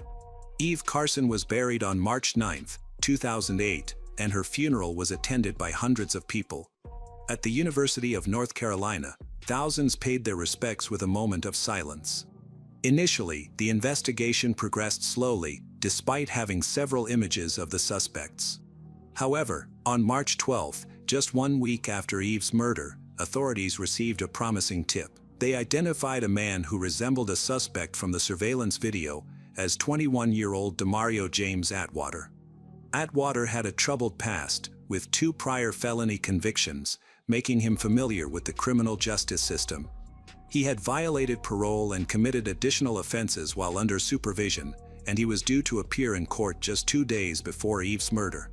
His criminal record included charges for assault, robbery, trespassing, and banned substance possession with intent to distribute. He had also been caught with a firearm while on probation, but due to an administrative mistake, his court hearing was postponed past the date of Eve's death. Additionally, Atwater's home on Rosedale Avenue in Durham was located close to the crime scene. The investigation picked up momentum when detectives linked Atwater to Lawrence Alvin Lovett Jr., 17, a young man who closely resembled the person seen on the University Mall ATM footage. Both were school dropouts from Durham and had attended the same school, making their connection concerning. Atwater and Lovett became the main suspects in a case that shocked two communities and left a significant void for those who knew and respected Eve Carson. On the morning of March 12, 2008, authorities took action. After gathering substantial evidence and appealing to the public for information, police arrested 21-year-old DeMario in Durham, charging him with the first-degree murder of Eve Carson. The case was developing quickly. Chapel Hill's mayor acknowledged the progress made but reminded the public of the profound grief that enveloped the town. A cherished student was lost, and the community was still struggling to cope with her absence. Lovett was eventually found and charged alongside Atwater. Although he was a minor, Lovett had a prior criminal record that included probation for theft and breaking and entering. Both he and Atwater was clear video evidence connecting them to ATM transactions made with Eve's card. The investigation reached a crucial stage in late March when a grand jury indicted both men on multiple serious charges, including first-degree murder, first-degree kidnapping, armed robbery, possession of a firearm by a felon, felony larceny, and possession of stolen property. Lovett faced additional legal issues as he was also charged in connection with the earlier murder of 29-year-old Abhijit Mahato, a Duke University graduate student from India. Mahato had been kidnapped from his home on January 18, 2008, just weeks before Eve's death. He was forced to withdraw cash from an ATM and was later shot while returning home. There were many similarities between this case and Eve's, but the evidence linking Lovett to Mahato's murder was not strong enough, leading to his acquittal. Abhijit Mahato's murder remains unsolved to this day. The legal proceedings in Eve Carson's case have started in earnest. Prosecutors decided to try Atwater and Lovett separately. Atwater, being an adult, faced the possibility of the death penalty, while Lovett, due to his age at the time of the crime, could not receive that sentence. The prosecution began to piece together a disturbing account of events that took place in the early hours of March 5, 2008, a crime driven by greed and chance. Around 1:30 a.m., Eve remained at home to study while her roommates went out. Atwater and Lovett then saw Carson walking toward her car. They stormed into Carson's car with Lovett in the driver's seat and Atwater in the back seat. They forced she into the back seat, where Atwater held her hostage at gunpoint. Investigators concluded that the two were looking for an easy target. Both had been released on bond, were low on money, and had no prior connection to Eve. She was just a stranger they happened to encounter. This marked the start of a tragic series of events that would lead to a brutal and senseless murder. Digital records show that Eve Carson's computer was last active at 3:37 a.m. on March 5, 2008. Shortly after, her life took a tragic turn when she was kidnapped by Atwater and Lovett. They put her in the back seat of her own SUV and drove to several ATMs to withdraw cash. Surveillance cameras captured them at an ATM. Their second attempt at 4:44 a.m. at Mall failed because they had already reached Eve's daily withdrawal limit. Lovett told a friend that throughout the ordeal, Carson tried to reason with her captors, telling them that they did not have to do what they were doing. She also begged for her life, telling them that they could take whatever they wanted and that they did not have to kill her. However, Lovett and Atwater decided to kill Carson because she had seen their faces. They took her to a wooded area about a mile from UNC to commit the murder. Carson had been shot 5 times. She was first attacked in the right shoulder, right upper arm, right buttock, right cheek with a .25 caliber pistol. Blood found in Carson's lungs during an autopsy showed that she was still alive and breathing after being attacked with the pistol. The 5th and fatal shot she received was from a sawed-off 12-gauge shotgun. It went through her right hand, suggesting she was trying to shield herself, into her right temple and brain. According to a forensic psychologist and crime analyst, the way Carson was shot showed a complete lack of respect for others. After his arrest, DeMario James Atwater confessed to his involvement in the crime. He confirmed that he was captured on the ATM footage and identified Lovett as his accomplice. To avoid going to trial, Atwater pleaded guilty to all federal charges and directly apologized to Eve's parents during sentencing. On September 23, 2010, he was sentenced to life in prison plus 30 years, thus escaping the death penalty. In contrast, Lovett decided to fight the charges against him. He pleaded not guilty to various state offenses, including first-degree murder, kidnapping, armed robbery, larceny, and possession of stolen property. His trial began in December 2011. After 2 weeks, the jury found him guilty on all counts, and he was sentenced to life in prison without the possibility of parole. Complications arose soon after. In 2013, the North Carolina Court of Appeals overturned Lovett's sentence, referencing a U.S. Supreme Court decision that deemed mandatory life sentences for juveniles unconstitutional. Lovett was 17 years old at the time of Eve's murder, which prompted a new sentencing hearing. During this hearing, Lovett spoke to the court, expressing remorse for his actions and acknowledging the pain he had caused. He argued that he was not the monster he was portrayed to be. However, the court upheld its previous decision, sentencing him once more to life in prison without the possibility of parole, a decision many felt was justified due to the severity of the crime. Since being incarcerated, Lovett has received several disciplinary infractions, indicating limited progress in his rehabilitation. Despite being a minor at the time of the murder, he has continued to display violent and disruptive behavior while in prison.